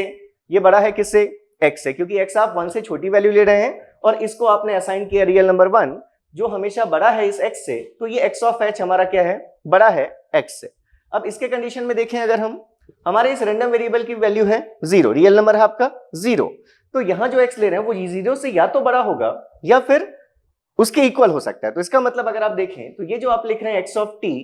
ये हमेशा हमारा छोटा होगा या इक्वल हो सकता है किसके, x से। जब x भी 0 ले लेंगे तो ये दोनों इक्वल हो जाएंगे, और x आप अगर 0 से बड़ी कोई भी वैल्यू लेंगे तो ये xt छोटा है, क्योंकि xt तो फिक्स्ड है 0 पर। x की वैल्यू अगर आपने 0 से कुछ बड़ी ली तो ये कंडीशन आ जाएगी, ये आपकी x ग्रेटर देन वाली कंडीशन। तो अब अगर हम यहां पर देखें कि इस केस में ये जो हमारा इवेंट है x लेस देन और इक्वल्स टू x, उसमें कौन कौन से एलिमेंट्स आ रहे हैं, तो यहां पर x लेस देन और इक्वल्स टू x में आप देख रहे हैं कि सिर्फ आपका एक ही इवेंट आ रहा है, ये इवेंट, क्योंकि इसके लिए तो आप क्या लिख रहे हैं, it is greater then x, तो ये नहीं आया, सिर्फ आपके टेल वाला एलिमेंट आ रहा है x ऑफ टेल, जिसको आपने कहा क्या रैंडम वेरिएबल असाइन किया है, 0 असाइन किया है। तो इसकी प्रोबेबिलिटी क्या हो जाएगी, देयरफॉर fx ऑफ x, इस कंडीशन में क्या मिलेगी आपको, probability of x of t के करस्पॉन्डिंग प्रोबेबिलिटी आप लिख रहे हैं, तो x ऑफ t की प्रोबेबिलिटी क्या हो जाएगी, that is equals to what, जो आपने टेल आने की प्रोबेबिलिटी डिफाइन की है, मान लीजिए आपने क्या डिफाइन किया, q डिफाइन किया, ठीक है ये। और अगर आप यहां पर डिफाइन करें कि x इज लेस देन 0, अगर आप जो x ले रहे हैं अगर 0 से छोटा है, तो 0 से छोटा है तो 1 से छोटा तो होगा ही, मतलब उस केस में जो xh है, ये xh हमारा बड़ा है x से, और ये जो x ऑफ t है ये भी बड़ा है x से, क्योंकि ये वैल्यू 0 है और ये वैल्यू क्या है, 0 से छोटी है। तो इस कंडीशन में दोनों में से कोई भी आउटकम हमारे नहीं आ पाए इस इवेंट में, इसलिए आपका जो इवेंट है ये x लेस देन और इक्वल्स टू x, ये कैसा इवेंट है, नल सेट, इसमें कोई भी एलिमेंट नहीं है, तो इसलिए प्रोबेबिलिटी की वैल्यू क्या होगी, fx of x is equals to what, 0, कोई भी एलिमेंट नहीं है मतलब 0। तो यहां से सिंपली आप प्लॉट कैसे कर सकते थे, आपने ये एक फंक्शन लिया x के रिस्पेक्ट में, ये आपने नाम दिया इसको fx of x cumulative distribution function.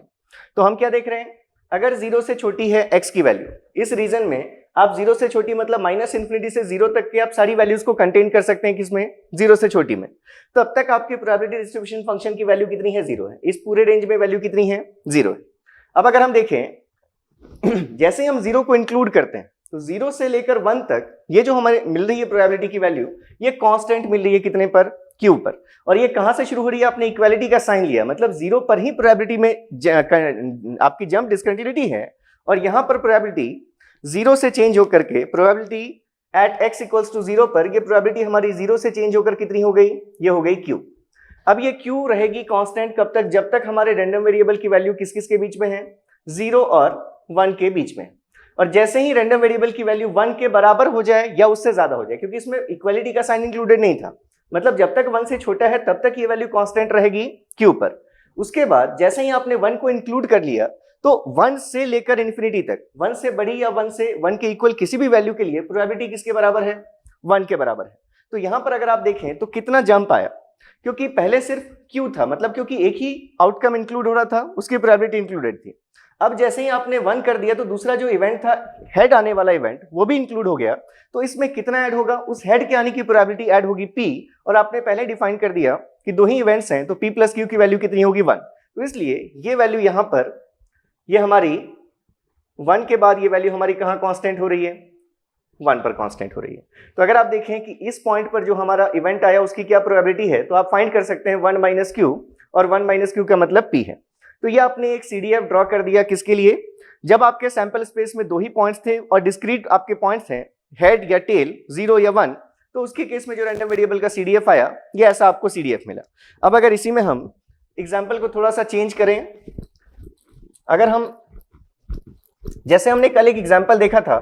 कि अगर कोई टेलीफोन कॉल रैंडमली जनरेट होती है during the interval 0 to t seconds, मतलब वो उस इंटरवल में कॉल आएगी, लेकिन कॉल कब आएगी ये अगर रैंडम है, वो कॉल कभी भी आ सकती है। 0 से t ड्यूरेशन के बीच में अगर कॉल कहीं भी आ सकती है, तो उस केस में हमने देखा था कि नंबर ऑफ सैंपल पॉइंट्स क्या है, इनफाइनाइट है। तो ऐसे केसेस में हमने ये देखा था कि लेंथ को लेकर के हम डिसाइड करते हैं फेवरेबल लेंथ कितना है हमारा टाइम में आना, और टोटल कितनी लेंथ हम टाइम में ले रहे हैं। तो यहां पर अगर हम उस एक्सपेरिमेंट के लिए रैंडम वेरिएबल का CDF अगर डिफाइन करना चाहें, एक दो एग्जांपल्स और आप बस देख लीजिए। तो नेक्स्ट हम एक्सपेरिमेंट ले रहे हैं,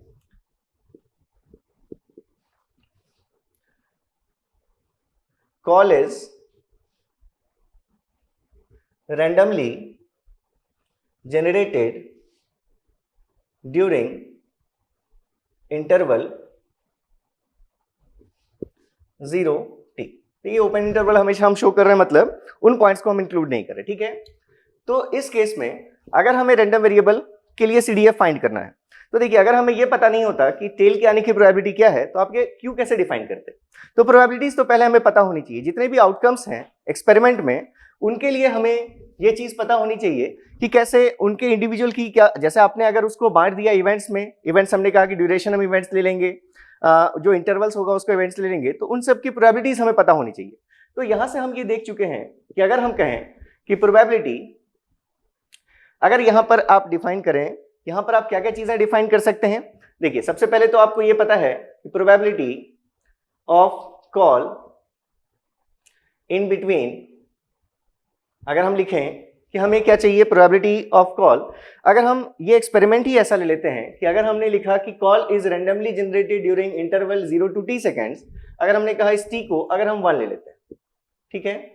अगर हम 0 से 1 अगर हमने ले लिया, तो इसके लिए पहले अगर आप देख लें कि इसको हम रैंडम वेरिएबल जो असाइन करेंगे, तो यहां पर क्योंकि आपका जो सैंपल स्पेस है, ये सैंपल स्पेस क्या आपका कॉल ड्यूरिंग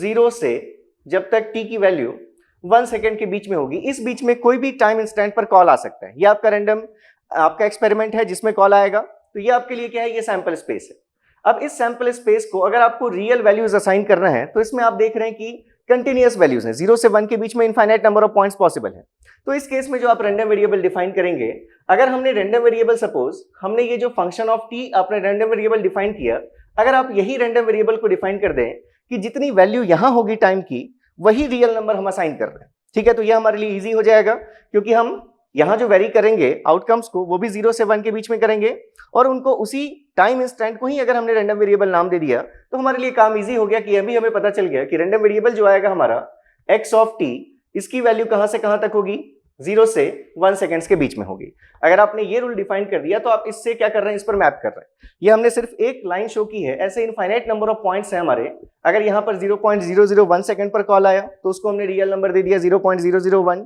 2 आया तो 0.002, इस टाइप से आपने इसकी मैपिंग कर दी। तो अब यहां पर अगर आपसे पूछा जाए कि probability of a call during 0 to x, अगर हमसे पूछा जाता कि हम क्या चाहते हैं, कॉल किस ड्यूरेशन में आ जाए, 0 से x ड्यूरेशन के बीच में कॉल आ जाए, तो इस प्रोबेबिलिटी को आप कैसे डिफाइन करते हैं। जैसे मान लीजिए हमने कल भी देख ली थी ये चीज कि अगर हमारे पास ये कोई टोटल ड्यूरेशन, ये ड्यूरेशन यहां पर 0 सेकेंड्स है और यहां पर 1 सेकेंड्स है, ये हमें टोटल ड्यूरेशन दिया गया है कि इस बीच में तो कॉल आ ही जाएगा। तो अब हम चाहते हैं कि यहां पर अगर हम कोई एक x सेलेक्ट करें, यहां पर हम x सेलेक्ट करें, और ये जो इंटरवल हमारा बना 0 से लेकर x के बीच का, हम इस बीच में हम अगर प्रेडिक्ट करना चाहते हैं कि कॉल हमारा इसी बीच में आ जाएगा, इसकी क्या प्रोबेबिलिटी है, तो कैसे डिफाइन करेंगे हम। जो ये फेवरेबल आउटकम है, ये लेंथ 0 से लेकर x तक की लेंथ, मतलब x माइनस 0, ये लेंथ कितनी है, x माइनस 0 मतलब x, ये हमारी x हमारी फेवरेबल लेंथ है, और टोटल लेंथ कितनी है 1 सेकेंड्स, तो क्या हो जाएगी probability x upon total length की वैल्यू 1। तो ये प्रोबेबिलिटी अगर हम देखें, तो ये प्रोबेबिलिटी किसके बराबर आ जाएगी, x के बराबर आ जाएगी। मतलब आप इसको अगर प्रोबेबिलिटी के फॉर्म में लिख लें, that is probability of 0 to, अगर आप लिख रहे हैं x इस कॉल की प्रोबेबिलिटी, तो आप लिखेंगे it is equals to favourable length, that is x minus 0 upon total length that is 1 minus 0। तो ये प्रोबेबिलिटी कितनी आ गई हमारी, x के बराबर आ गई। ये समझ में आ रही है चीज। तो अब यहां से अगर आप इसका CDF ड्रॉ करना चाहते हैं तो फिर से आपको क्या करना पड़ेगा, आपको डिफरेंट रेंज देखने पड़ेंगे, क्योंकि आपको जो CDF ड्रॉ करना है मतलब fx ऑफ x ड्रॉ करना है, जिसकी वैल्यू आपको क्या देखनी है अल्टीमेटली, प्रोबेबिलिटी कि जो हम रैंडम वेरिएबल हम ले रहे हैं उसकी वैल्यू x से छोटी होगी। हमें ये प्रोबेबिलिटी देखनी है, probability of x less then x, किसके लिए, फॉर माइनस इन्फिनिटी से लेकर x की वैल्यू, स्मॉल x की वैल्यू प्लस इन्फिनिटी के बीच में, इन सभी वैल्यूज के लिए हमें डिफाइन करना है। तो देखिए अब अगर हम फिर से देखें कि अगर 1 सेकंड से हम ड्यूरेशन बढ़ा दें तब तो डेफिनेटली 0 से 1 सेकंड के बीच में कॉल आ गई होगी। तो अगर हम यहां पर जो x की वैल्यूज ले रहे हैं, क्योंकि हमने बार बार यही बात की कि ये जो फंक्शन है, ये जो प्रोबेबिलिटी है, ये जो इवेंट है, ये तीनों चीजें किस पे डिपेंड करती हैं कि हम x की क्या वैल्यू सेलेक्ट कर रहे हैं। तो अब इस x की डिफरेंट वैल्यूज के लिए अगर हम देखें, फॉर अगर हमने देखा x, अगर हम x की वैल्यू ले रहे हैं फॉर x ग्रेटर देन और इक्वल्स टू 1, अगर हमने डिफाइन कर दिया x जो हम ले रहे हैं ये वैल्यू, अगर ये 1 या उससे बड़ी वैल्यू है, मतलब आपने 0 से 1 सेकंड या उससे बड़ा इंटरवल अगर ले लिया, अब अगर उसके केस में आपको देखा जाए कि जो इवेंट है उस केस में ये जो इवेंट होगा हमारा random variable x less than और इक्वल्स टू x। अब अगर हम इस चीज की वैल्यू देखें तो क्योंकि हमने रैंडम वेरिएबल x को हमने क्या माना है, x ऑफ t माना है, और ये x ऑफ t की वैल्यू हम देख चुके हैं कि 0 और 1 के ही बीच में होगी। तो x ऑफ t हमारा 0 और 1 के बीच की कोई वैल्यू है, 1 इंक्लूडेड नहीं है। और यहां पर हम क्या लिख रहे हैं कि जो हमारा x है वो 1 या 1 से बड़ी चीज है, मतलब हमेशा ही इस इवेंट में जितने भी सैंपल स्पेस के पॉइंट्स थे वो सभी हमारे आउटकम्स में आ गए। आप समझ रहे हैं इस चीज को। अगर हमने x डिफाइन कर दिया, हम रैंडम वेरिएबल की वैल्यू देखना चाहते हैं कि x से छोटी हो, इसकी क्या प्रोबेबिलिटी है कि छोटी हो या इक्वल हो। अगर हम x की वैल्यू 1 से या 1 से बड़ी वैल्यू अगर सेलेक्ट कर रहे हैं तो क्योंकि रैंडम वेरिएबल की वैल्यू हमेशा 0 और 1 के बीच में ही है, इसलिए इस केस में इसमें हम लिखेंगे कंटेन्स ऑल आउटकम्स। देयरफॉर अगर हम लिखें probability of x less than equals to x, then it is equals to probability of sample space and it is equals to 1, किसके लिए, फॉर अगर हम x की वैल्यू को क्या लें, 1 या 1 से बड़ी वैल्यू ले लें। ठीक है, ये चीज पहली कंडीशन आ गई। सेकंड कंडीशन अगर हमने लिखी यहीं पर, अगर हमने क्या लिखा, फॉर 0 से x की वैल्यू बड़ी हो और छोटी हो 1 से, इस बीच में अगर हम देखना चाहते हैं कि हमारी जो प्रोबेबिलिटी है वो हमारी कैसी है, मतलब अगर हम x की वैल्यू 0 और 1 के बीच में देखना चाहते हैं तो अब इस केस में क्या होगा, अगर आप x भी वेरी कर रहे हैं 0 से 1 के बीच में, और जो आपका रैंडम वेरिएबल है वो भी वेरी कर सकता है कहां से कहां तक, 0 से 1 के बीच में, तो अब इन दोनों का जो इंटरसेक्शन आएगा आपको ये देखना है कि अब इस इवेंट में कौन कौन से हमारे यहां पर आउटकम्स होंगे। तो आप लिखें, अगर आप लिखें कि आपने x की वैल्यू ले ली, then this event random variable x less than और इक्वल्स टू x, इस इवेंट में आप अगर देखना चाहते हैं कि कौन कौन से आउटकम्स आएंगे तो आप लिखेंगे कंटेन्स आउटकम्स फॉर विच, आप लिखेंगे t, क्योंकि रैंडम वेरिएबल की वैल्यू का मतलब क्या है, रैंडम वेरिएबल को आपने किससे रिप्रेजेंट किया है, x ऑफ t से, और उस x ऑफ t की वैल्यू किसके बराबर ले ली है आपने, t के ही बराबर ले ली है। यहां पर आपका t डबल मीनिंग है, यहां पर अगर हम देखें तो इस t के दो मतलब हैं। ये क्या हमारा, it is outcomes of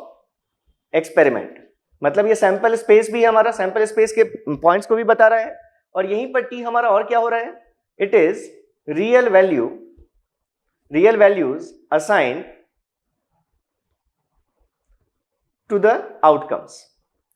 outcomes को जो हम रियल वैल्यूज असाइन कर रहे हैं वो भी वही है, जो सैंपल स्पेस में पॉइंट्स थे वो भी वही है, तो दोनों ही t हमारे सेम चीजें हैं। तो अब आप क्या देख रहे हैं कि जो रैंडम वेरिएबल है उसकी वैल्यू t के बराबर है, और t हमारी वैल्यू वेरी कर सकती है 0 से 1 के बीच में, और x भी जो हम डिफाइन कर रहे हैं वो हम कैसा डिफाइन कर रहे हैं, x भी अगर हमारा क्या हो 0 और 1 के बीच में अगर हमारा ये वेरी कर रहा है। तो अब इस इवेंट में कौन कौन से कंपोनेंट्स आएंगे, तो इस इवेंट में वो सारे कंपोनेंट्स आएंगे, वो सभी रैंडम वैल्यूज की वैल्यू आएंगी, रैंडम वेरिएबल की वैल्यू t, जब तक ये t क्या हो, अगर ये हमारा जो वैल्यू है हमारी, अगर ये 0 से x के बीच में, अगर हम लिखें कि जो हमारा, अगर हम इस चीज को देखें, अगर हमारे रैंडम वेरिएबल की वैल्यू हमने कहा कि 0 से x के बीच में है, इसका मतलब वो जो चीज होगी वो रैंडम वेरिएबल हमेशा या तो x से छोटा होगा या क्या होगा, x के बराबर होगा, क्योंकि x हमने क्या डिफाइन कर दिया है, x भी हमारा 0 से 1 के बीच में ही वेरी कर रहा है। थोड़ा सा कंसंट्रेट कीजिए, कुछ भी टफ नहीं है, लेकिन इन्हीं चीजों में हम कंफ्यूज हो जाते हैं और हम क्लिक नहीं कर पाता कई बार हमें कि क्या पूछा जा रहा है, हम कैसे उसको फाइंड करेंगे। तो देखिए हम क्या लिख रहे हैं, हमने केस क्या ले लिया कि जो रैंडम वेरिएबल की वैल्यू हो वो क्या हो। अगर हमने x ऐसा सेलेक्ट किया जो 0 से 1 के बीच की कोई चीज है, डेफिनेटली ये 1 से छोटी है और 0 के बराबर या 0 से बड़ी है, तो उस केस में अगर हम लिखना चाहते हैं कि इस इवेंट में कौन कौन से हमारे आउटकम्स आएंगे, इस इवेंट में आउटकम्स आने का मतलब कौन कौन सी ऐसी रैंडम वैल्यूज हैं जो हमारी x से छोटी होंगी। तो अब आपने देखा कि जो रैंडम वेरिएबल है हमारा वो भी 0 से 1 वेरी कर सकता है, और जो हम x ले रहे हैं वो भी 0 से 1 वेरी कर सकता है, और रैंडम वेरिएबल की वैल्यू को आपने अगर t से डिफाइन किया तो इसलिए इस इवेंट में कौन कौन से आउटकम्स आएंगे, जब जब हमारा जो t है वो t क्या हो, 0 और x के बीच में हो। यहां जैसे ही आपने डिफाइन कर दिया कि t हमारा लेस देन x है, मतलब अपने आप में ये कंडीशन सेटिस्फाई हो गई, क्योंकि x की ही वैल्यू किसके बराबर है, t के बराबर है। तो अगर आप इस इवेंट में टोटल हमारे इतने आउटकम्स अगर आ रहे हैं तो इसकी जो प्रोबेबिलिटी होगी वही हमें क्या देगी, fx ऑफ x की वैल्यू देगी। तो इसलिए यहां पर अगर आप देखें probability of x less than equals to x, that is again fx of x, तो इस केस में प्रोबेबिलिटी किसकी है, वो प्रोबेबिलिटी इस इवेंट में ये चीजें हमारी प्रोबेबिलिटी ऑफ 0 टू x, आपने ये ऑलरेडी डिफाइन कर दिया है कि 0 से x के बीच में होने के बीच में कॉल आ जाने की क्या प्रोबेबिलिटी है, टोटल 1 सेकंड में कॉल आना और फेवरेबल आउटकम x माइनस 0 मतलब x सेकंड्स में कॉल आना। तो इसलिए प्रोबेबिलिटी की वैल्यू कितनी है, x के बराबर है। तो ये प्रोबेबिलिटी हमें क्या मिल गई, x मिल गई। तो मतलब अगर हम x की वैल्यू 1 से बड़ी ले लेंगे या 1 के बराबर ले लेंगे तो हमने 1 सेकंड का टोटल इंटरवल ले लिया, तो उसके बीच में तो कॉल डेफिनेटली आ जाएगी, इसलिए उस केस में प्रोबेबिलिटी हमें मिली 1, और उसी प्रोबेबिलिटी को आप fx ऑफ x भी नाम देते हैं। तो ये आपके CDF की वैल्यू आ गई कि रैंडम वेरिएबल x की वैल्यू 1 से छोटी हो या 1 के बराबर हो, क्या प्रोबेबिलिटी है 1।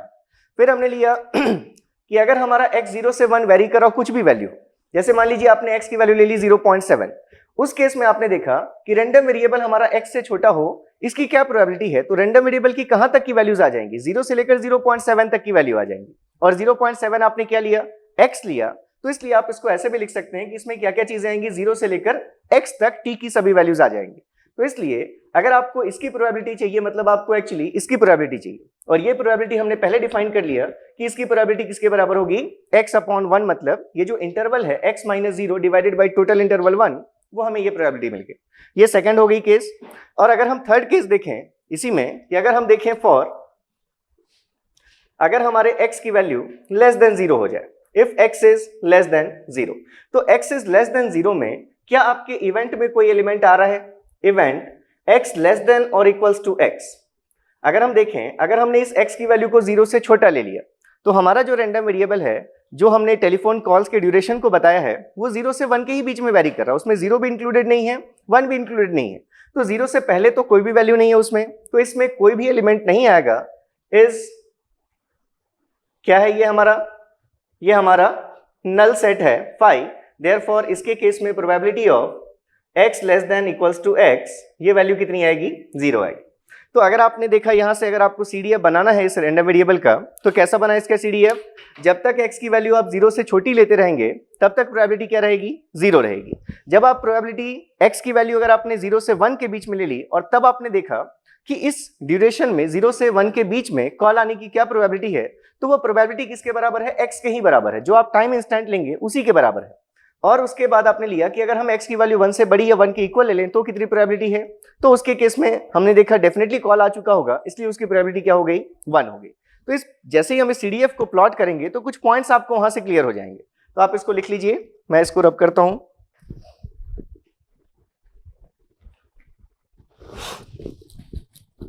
तो ये डिस्ट्रीब्यूशन फंक्शन, डेंसिटी फंक्शंस, इनका बहुत एप्लीकेशन है, आगे हम देखेंगे इन चीजों को। तो शुरू की चीजें आपको बस क्लियर करते हुए चलना है।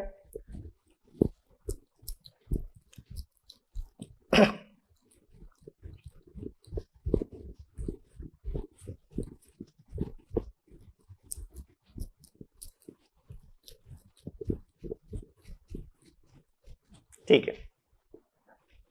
तो जैसे अगर हम इसके लिए CDF ड्रॉ करते तो हम ये x के रिस्पेक्ट में F X of x draw कर रहे हैं, ठीक है। हमने ये देखा कि 0 से 1 के बीच में, 0 से 1 सेकेंड्स के बीच में हमारा कॉल आ ही जाएगा, तो इसलिए जब हमने x लेस देन 0 लिया तो उस केस में हमारी प्रोबेबिलिटी थी 0, और जब आपने 0 और 1 के बीच में लिया, आपने पहले लिख लिया है कि F X of X is equals to 0, x less than 0, it is x if x is, अगर हम क्या ले रहे हैं 0 से 1 के बीच में और इसकी वैल्यू 1 है, if x is greater than और इक्वल्स टू x। तो आप इसी को प्लॉट कर रहे हैं, फंक्शंस प्लॉट करना इजी है। तो आप देख रहे हैं कि 0 से 1 के बीच में x के बराबर है, x के रिस्पेक्ट में x का ड्रॉ करना मतलब सिंगल स्ट्रेट लाइन ड्रॉ करना 45 डिग्रीज पर इंक्लाइन, ये आपको जिसका स्लोप 1 है, ऐसा एक स्ट्रेट लाइन मिला y इक्वल्स टू mx वाली कंडीशन से। और यहां तक जाते जाते अगर आप देख रहे हैं तो x की वैल्यू आपको 0 से 1 तक ही लेनी है आपको। तो अगर आप ये 1 के अप्रॉक्स हैं तो यहाँ पर वैल्यू भी क्या आ गई आपकी 1 आ गई, और जैसे ही वैल्यू एग्जैक्टली 1 आपने ली तो ये वैल्यू 1 हो गई, और 1 पर ये वैल्यू क्या हो गई, कांस्टेंट हो गई। तो देखिए यहां से अगर आप इसको समझें कि ये रैंडम वेरिएबल क्या रिप्रेजेंट कर रहा है, कैसे हमने इसको प्लॉट किया है, तो आप ये लिख रहे हैं कि 0 to 1 सेकेंड, इसमें हमारा call occurs during 0 to 1 second. तो अब हम ये जो CDF लिख रहे हैं इसका मतलब है probability of x less than और इक्वल्स टू x, मतलब जो कॉल आ जाएगा वो कॉल कितने सेकेंड्स में आ जाएगा। तो हमने वेट करना शुरू किया। अगर हम कहें कि हम 0 से 0.1 सेकेंड में ही हमारा कॉल आ जाएगा, प्रोबेबिलिटी क्या है, बहुत कम है कि टोटल 1 सेकंड का टाइम लग सकता था। अगर हम कहें 1 मिली सेकंड, जो पहला मिली सेकंड हो उसी में कॉल आ जाए, तो प्रोबेबिलिटी कम है कि जैसे ही हमने देखना शुरू किया तुरंत कॉल आ जाए, प्रोबेबिलिटी कम है। अब जैसे जैसे वो टाइम आप इंतजार करना शुरू कीजिए, आप 1 सेकंड को बीतने में मान लीजिए बहुत टाइम लग रहा है, आपको पता है 0 से 1 सेकंड के बीच में कॉल आएगी। जब जितनी देर तक कॉल नहीं आ रही, क्योंकि आप ये श्योर है कि 1 सेकंड तक तो कॉल आना ही है, तो जितनी देर तक भी कॉल नहीं आता आपके दिमाग में प्रोबेबिलिटी बढ़ती जाएगी कि अब कॉल आने ही वाला है, अब कॉल आने ही वाला है। तो वही सेम चीज आपको दिख रही है, जैसे जैसे आप ये ड्यूरेशन 1 की तरफ बढ़ते जा रहे हैं आपकी प्रोबेबिलिटी बढ़ती जा रही है। अगर अभी तक कॉल नहीं आया तो प्रोबेबिलिटी बढ़ती जा रही है, और फाइनली ये प्रोबेबिलिटी अगर आप 1 सेकंड तक पहुंच गए तो प्रोबेबिलिटी क्या हो गई, डेफिनेटली उस बीच में कॉल आ गया होगा। तो इसलिए प्रोबेबिलिटी कहां तक पहुंच गई, 1 सेकंड पर ये प्रोबेबिलिटी 1 हो गई, और उसके बाद ये प्रोबेबिलिटी कांस्टेंट हो गई क्योंकि 1 से बड़ी वैल्यू हो नहीं सकती, और यहां तक आने के बाद आपका इवेंट सर्टेनली ये परफॉर्म हो चुका है, इसलिए आपने ऐसा लिखा। तो जैसे आपको ये भी पता है क्यूमुलेटिव जो डिस्ट्रीब्यूशन फंक्शन आप लिख रहे हैं, तो इस वर्ड की मीनिंग भी आप जानते हैं, it is incorporating all data up to present. अगर आप क्यूमुलेटिव का मतलब होता है कि जिस इंस्टेंट पर आप बात कर रहे हैं किसी भी क्वांटिटी की, तो उस इंस्टेंट तक टोटल जितना भी आपके पास डेटा आ चुका है उस सब का कलेक्टिव आपको परफॉर्मेंस देखना है, तो ये क्यूमुलेटिव वर्ड है। तो क्यूमुलेटिव डिस्ट्रीब्यूशन फंक्शन मतलब अगर हम x की वैल्यू रैंडम वेरिएबल की हम ये वैल्यू लेते जा रहे हैं, ज्यादा बढ़ाते जा रहे हैं, आपने रैंडम वेरिएबल मान लीजिए एक रेंज में डिफाइन किया। मान लीजिए कि आपका जो रैंडम वेरिएबल्स का सेट है, ये रैंडम वेरिएबल सेट है आपका, जो आप पॉजिटिव नंबर्स आपने डिफाइन किया है 1 2 3 4 5 6 7 8 9 10। तो मान लीजिए ये आपको देख कर क्या समझ में आ रही, इतनी इजी चीज है आपकी कि अगर आप ये डिफाइन करना चाहते हैं probability of random variable x less than और इक्वल्स टू x, ये आपका क्या है CDF, जिसको आपने लिखा fx ऑफ x के नाम से।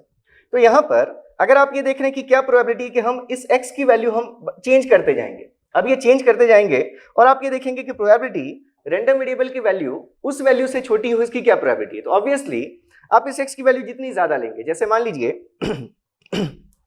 आपने कहा x की वैल्यू 2 लिया हमने, तो रैंडम वेरिएबल की वैल्यू 2 या उससे कम ही हो तो क्या प्रोबेबिलिटी है, 2 ही एलिमेंट्स आएंगे। 2 या उससे कम हो, 2 ही एलिमेंट्स आए, कम एलिमेंट्स आए तो प्रोबेबिलिटी कम है। जैसे जैसे आप इस x की वैल्यू को बढ़ाना शुरू करेंगे, आपने कहा 4 या 4 से कम हो, तो ये हमारे 4 एक्सपेरिमेंट्स आ गए, 4 आउटकम्स आ गए, प्रोबेबिलिटी बढ़ गई क्योंकि टोटल प्रोबेबिलिटी इन चारों की इंडिविजुअल प्रोबेबिलिटीज का सम होगा। तो जैसे जैसे आप इस नंबर को बढ़ाएंगे, और हम ये बोलेंगे कि उस नंबर से रैंडम वेरिएबल की वैल्यू कम हो, तो डेफिनेटली प्रोबेबिलिटी क्या होती जाएगी, बढ़ती जाएगी। तो ये चीज है हमारी क्यूमुलेटिव डिस्ट्रीब्यूशन फंक्शन। तो यहां से आपको एक चीज क्या क्लियर हुई, ये जो क्यूमुलेटिव डिस्ट्रीब्यूशन फंक्शन है, ये जो प्रोबेबिलिटीज हैं, ये कभी रिड्यूस नहीं हो सकती, क्योंकि अगर आप रैंडम वेरिएबल की वैल्यू अगर आपने लिख दिया कि 10 से छोटी हो या 9 से छोटी हो, तो जैसे ही आपने इसकी वैल्यू बढ़ाई तो आपने और ज्यादा आउटकम्स को इंक्लूड कर लिया, और जितने ज्यादा फेवरेबल नंबर ऑफ आउटकम्स होते जाएंगे प्रोबेबिलिटी क्या होती जाएगी, बढ़ती जाएगी। तो इसलिए ये जो फंक्शन आपका आएगा ये बिल्कुल कैसा फंक्शन आएगा, मोनोटोनिकली इंक्रीजिंग फंक्शन आएगा। आप इसको कह सकते हैं नॉन डिक्रीजिंग फंक्शन आएगा। अगर आप इस x की वैल्यू को अगर एक बार 5 लें और एक बार 5.5 लें तो 5.5 पर जो प्रोबेबिलिटी होनी चाहिए वो डेफिनेटली 5 से ज्यादा या उसके इक्वल होनी चाहिए, वो उससे कम नहीं हो सकती। कंडीशन हमने देख ली कि क्यों कम नहीं हो सकती। तो अगर हम देखें तो पहले हमने एक ये डिफाइन किया प्रोसेस हेड और टेल आने का, उसके लिए हमने जो CDF प्लॉट किया। अगर आप यहां पर देखें तो इस CDF में या तो आपको कांस्टेंट वैल्यूज दिख रही हैं, इसमें या तो आपको कांस्टेंट वैल्यूज दिख रही हैं या फिर आपको कुछ जंप डिस्कंटिन्यूटीज दिख रही हैं। ये आपको एक जंप दिख रहा है, ये आपको एक जंप दिख रहा है। तो आपके ये जो जंप्स हैं देखने में हमारा ये फंक्शन स्टेप फंक्शन की तरह है स्टेप फंक्शन। आप इसको आगे हम लिखेंगे कि भी स्टेप फंक्शन की तरह हम इसको बिल्कुल ट्रीट कर सकते हैं। बस एक चीज क्या कॉमन नहीं है कि स्टेप फंक्शन की वैल्यू जहां डिस्कंटिन्यूटी होती है वहां पर डिफाइंड नहीं होती, अनडिफाइंड होती है, जिसका अप्रोक्सीमेशन आप लेते हैं गिब्स फेनोमेना को यूज करते हुए। लेकिन यहां पर हम देखेंगे कि probabilities are well defined at the point of jump discontinuities, वो प्रोबेबिलिटीज डिफाइंड हैं। तो आप एक्सप्रेशन के फॉर्म में लिखने के लिए बिल्कुल स्टेप फंक्शन का आप यूज कर सकते हैं। लेकिन जब आप वैल्यूज पुट करेंगे तो आपको ध्यान रखना है कि ऐसा नहीं है कि इस पॉइंट पर ये वैल्यू डिफाइंड नहीं है। यहां पर इस वैल्यू की डेफिनेशन है, कितनी है इस वैल्यू, इसकी final value 1 minus initial value q। तो ये जो हमारा जंप है ये कितने का जंप है, 1 माइनस q का जंप है, जो अल्टीमेटली हमने देखा था p के बराबर होगा। तो ये हमारा जो रैंडम वेरिएबल था, आप इस सैंपल स्पेस को देखकर कह सकते थे कि ये हमारा कैसा रैंडम वेरिएबल था, कैसा सैंपल स्पेस था, डिस्क्रीट सैंपल स्पेस था, countable number of possible outcomes थे। तो उसके केस में जो हमारा CDF आया वो या तो कांस्टेंट वैल्यूज होंगी उसमें या फिर उसमें कुछ जंप डिस्कंटिन्यूटीज होती, ठीक है। और फिर हमने जो ये एक एक्सपेरिमेंट लिया कि 0 से 1 के बीच में हमारा कभी भी कॉल आ सकता है, तो वो जो आपका सैंपल स्पेस था वो कैसा था, अनकाउंटेबल सैंपल पॉइंट्स का स्पेस था, वो हमारा कैसा था, कंटिन्यूअस सैंपल स्पेस था। तो उस केस में जो आपका रैंडम वेरिएबल आपने लिया उसका जो CDF आपको मिल रहा है आपको दिख रहा है स्मूथली ग्रोइंग कर्व है, मतलब इसमें कहीं भी जंप डिस्कंटिन्यूटीज नहीं है। तो इसको देखकर भी आप समझेंगे, आगे हम डिटेल में डिस्कस भी करेंगे कि जब भी आपको ऐसा दिख रहा है कि कहीं पर भी कोई जंप नहीं आ रहा है, कहीं पर भी कोई जंप नहीं आया, कोई जंप डिस्कंटिन्यूटीज नहीं है, तो ऐसे केस में जो आपका CDF होगा वो क्या होगा, किस रैंडम वेरिएबल को रिप्रेजेंट करेगा, कंटीन्यूअस रैंडम वेरिएबल को रिप्रेजेंट करेगा, ठीक है। अगर एक एग्जांपल आप और देख लीजिए, देखिए चीजें क्लियर तभी होंगी जब नंबर ऑफ एग्जांपल्स पर आप सोचेंगे। जैसे हमने ये लिया तो इसको आप वीडियो को पॉज कर दीजिए, फिर आप उसका फिर से खुद से PDF बनाकर CDF देखिए और यहाँ जो हम बनाएंगे उसको वेरीफाई कीजिए कि अपना आंसर सही है कि नहीं है। तो जैसे अगर हम ले लें एक्सपेरिमेंट, अगर हमने ऐसा कुछ ले लिया है एक्सपेरिमेंट जिसमें हम रैंडम वेरिएबल को क्या डिफाइन कर रहे हैं, if all sample points are mapped on the same real number, मतलब आप ये कह रहे हैं कि जो आपके पास सैंपल स्पेस था इसमें जितने भी नंबर ऑफ सैंपल पॉइंट्स थे, इन सभी सैंपल पॉइंट्स को ये मान लीजिए हमने ले लिया λ1, λ2, λ3, λ4, λ5, ये हमने बस शो करने के लिए दिखा दिया कि 5 हमारे पास ये सैंपल पॉइंट्स थे। तो आपने कोई एक रूल असाइन किया होगा जिस रूल के करस्पॉन्डिंग ये आपको क्या ले रहा होगा, वैल्यू ले रहा होगा रियल नंबर्स। तो अगर यहां पर आपने रियल नंबर जो दिखाया, अगर आप एक कांस्टेंट कोई वैल्यू ले लें, एक ही रियल नंबर ले लें, आप सपोज हमने ले लिया अल्फा, और आप कहें कि जितने भी रैंडम वेरिएबल्स हैं उन सभी की मैपिंग किस पर होगी, इसी पर होगी। ये पॉसिबल है, एक से ज्यादा एलिमेंट्स को एक रियल नंबर असाइन करना, इसमें कोई प्रॉब्लम नहीं है। एक एलिमेंट को एक से ज्यादा रियल नंबर असाइन कर देना उसमें प्रॉब्लम है। तो आपने ये वैल्यू ली x इक्वल्स टू ही आपने ले लिया कि आप कोई भी यहां पर सैंपल आप लें, इसकी वैल्यू हमेशा ही अगर कितनी हो, अल्फा हो। ये फॉर ऑल आउटकम्स, यहां पर आप अगर लिख दें कि x of lambda i equals to alpha for all lambda i, मतलब सभी आउटकम्स के करस्पॉन्डिंग जो रियल नंबर असाइन होगा वो क्या होगा, लैम्डा होगा, ठीक है। तो ये आपका अगर ये रैंडम वेरिएबल है x। अब इस केस में अगर आपको PDF ड्रॉ करना है, अगर आपको CDF अभी ड्रॉ करना है तो कैसे कर सकते हैं हम, फिर से आप क्या देखेंगे, आपको अगर CDF चाहिए मतलब आपको ये नंबर चाहिए fx ऑफ x जो डिपेंड करता है x पर, क्योंकि ये प्रोबेबिलिटी है किसकी, x लेस देन और इक्वल्स टू x की प्रोबेबिलिटी। तो अब अगर ये मान ले हम कि अगर हम ले केस 1, इफ x इज, ये जो हम x ले रहे हैं, अगर इस x की वैल्यू ग्रेटर देन और इक्वल्स टू अल्फा हो, हम अगर ले लें कि x जो हमने सेलेक्ट किया वो ग्रेटर देन और इक्वल्स टू अल्फा है, मतलब अगर आपने सभी रैंडम वेरिएबल्स को एक ही रियल नंबर असाइन किया है, आप एक ही नंबर, सभी आउटकम्स को आपने एक ही रियल नंबर असाइन किया अल्फा, और आपने अगर लिख दिया कि जो आप x ले रहे हैं जिसकी आपको प्रोबेबिलिटी देखनी है कि रैंडम वेरिएबल की वैल्यू इस x से छोटी या इक्वल हो, तो आपको दिख रहा है अगर ये रैंडम वेरिएबल की सभी वैल्यूज अल्फा हैं तो अल्फा हमेशा छोटा या इक्वल ही होगा किससे, अल्फा के। तो उस केस में आप अगर देखें तो event x less than or equals to x consists of all sample points। समझ में आई फिर से ये चीज, सैंपल पॉइंट्स। इस केस में हमारे सैंपल सेट में जो सैंपल स्पेस है आपका, उसमें जितने भी सैंपल पॉइंट्स हैं उन सभी के करस्पॉन्डिंग क्योंकि अल्फा ही दी गई है वैल्यू, तो अल्फा हमेशा ही हमारा इक्वल टू अल्फा, ये कंडीशन सेटिस्फाई हो जाएगी। इसलिए जितने सैंपल पॉइंट्स हैं आपके वो सभी इस इवेंट में आ जाएंगे। तो इसलिए इसकी जो प्रोबेबिलिटी होगी, देयरफॉर आप अगर लिखते इस केस में fx of x, that is probability of x being less than और इक्वल्स टू x, तो ये वैल्यू सैंपल स्पेस की प्रोबेबिलिटी के बराबर, और सैंपल स्पेस की प्रोबेबिलिटी क्या होती है, 1 होती है। तो आपके पास इसमें आपको दो ही कंडीशन सेटिस्फाई करनी है, दो ही कंडीशंस चेक करनी पड़ेंगी। अगर आपने एक बार क्या लिया, x ग्रेटर देन और इक्वल्स टू अल्फा ले लिया, और अगर आपने केस 2 लिया, that is if we are defining x to be less than alpha, अगर x लेस देन अल्फा है, आपने इस x की जगह पर क्या ले लिया, अल्फा से छोटी कोई चीज, मान लीजिए हम ले लेते हैं अल्फा -1, और ये x तो हमेशा के लिए कांस्टेंट है किस पर, अल्फा पर, x की एक ही वैल्यू है कितनी, अल्फा। तो क्या ये रिलेशन सेटिस्फाई हुआ, अल्फा लेस देन और इक्वल्स टू अल्फा -1? नहीं हुआ सेटिस्फाई, मतलब कोई भी आउटकम इस इवेंट में नहीं आएगा क्योंकि सभी आउटकम को हमने अल्फा वैल्यू दी है, और अगर हम x की वैल्यू लेस देन अल्फा ले रहे हैं तो रैंडम वेरिएबल की वैल्यू लेस देन और इक्वल्स टू अल्फा नहीं आएगी, और इसलिए इसके केस में जो आपके हैव नो एलिमेंट्स, इसके केस में हमारे यहां पर अगर हम देखें केस आपने ये लिखा है कि x is less than alpha, then event x less than और equals to x, this event has no elements and therefore probability that is fx of x, probability of x less than और equals to x, ये value कितनी आएगी, 0 आएगी, क्योंकि आप इसको कहें प्रोबेबिलिटी ऑफ नल सेट, तो ये वैल्यू कितनी आएगी, 0। हमने अगर x की वैल्यू अल्फा या उससे बड़ी ले ली तो सारे आउटकम्स आ गए, क्योंकि सारे आउटकम्स की वैल्यू हमारी क्या होगी, सारे आउटकम्स के करस्पॉन्डिंग रैंडम वेरिएबल की वैल्यू अल्फा या उससे छोटी ही होगी, मतलब ये कंडीशन सेटिस्फाई होगी सभी केसेस में। तो आपकी ये प्रोबेबिलिटी 1 आ गई, और अगर हमने x की वैल्यू लेस देन अल्फा ली तो उस केस में हमारी प्रोबेबिलिटी कितनी आ गई, 0 आ गई। तो इसका अगर आप CDF ड्रॉ करते तो कितना सिंपली ये ड्रॉ हो जाता। अगर यहां पर हम x के रिस्पेक्ट में कोई ये पॉइंट डिफाइन कर दें a, या दैट इज अल्फा, तो अल्फा से जब तक हमारे x की वैल्यू छोटी है तब तक कोई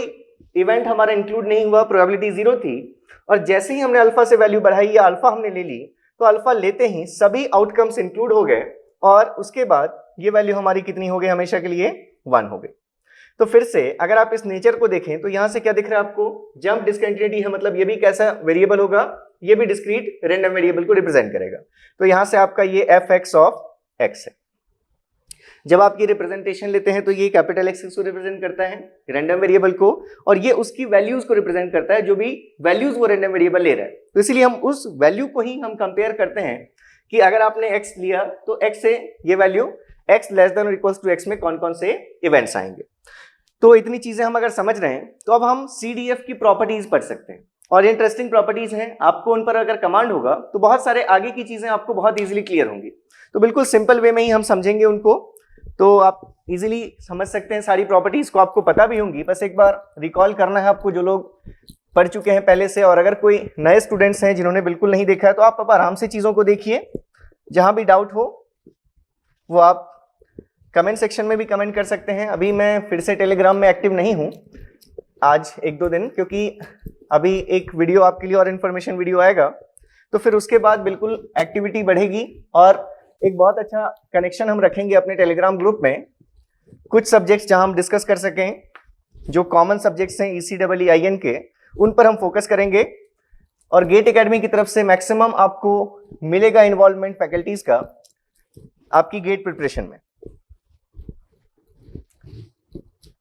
तो यहां तक आने में हमने सिर्फ ये देखा कि अगर हमें fx of x देखना है, मतलब अगर हमें CDF देखना है तो हमें ये देखना पड़ेगा कि वो CDF जिस प्रोबेबिलिटी को डिफाइन करता है रैंडम वेरिएबल की वैल्यू छोटी हो x से या इक्वल हो, इस इवेंट में कौन कौन से आउटकम्स आ रहे हैं और उनकी वैल्यूज हमें बस पता चल जाए तो हम ये फंक्शन ड्रॉ कर सकते हैं। तो नेक्स्ट अगर हम देखें properties of cumulative distribution function. तो फर्स्ट प्रॉपर्टी देखिए, यहां मैं लिख नहीं रहा हूं, जो भी प्रोबेबिलिटी के एग्जाम्स हैं वो तो बिल्कुल सेटिस्फाई करेगा, क्योंकि हम देख चुके हैं कि अपने आप में प्रोबेबिलिटी है तो जो भी प्रोबेबिलिटी की कंडीशन है वो सभी सेटिस्फाई होंगी। तो यहां पर हम ये लिख सकते हैं पहली कंडीशन कि f(x) of plus infinity is equals to 1 and f(x) of minus infinity is equals to 0।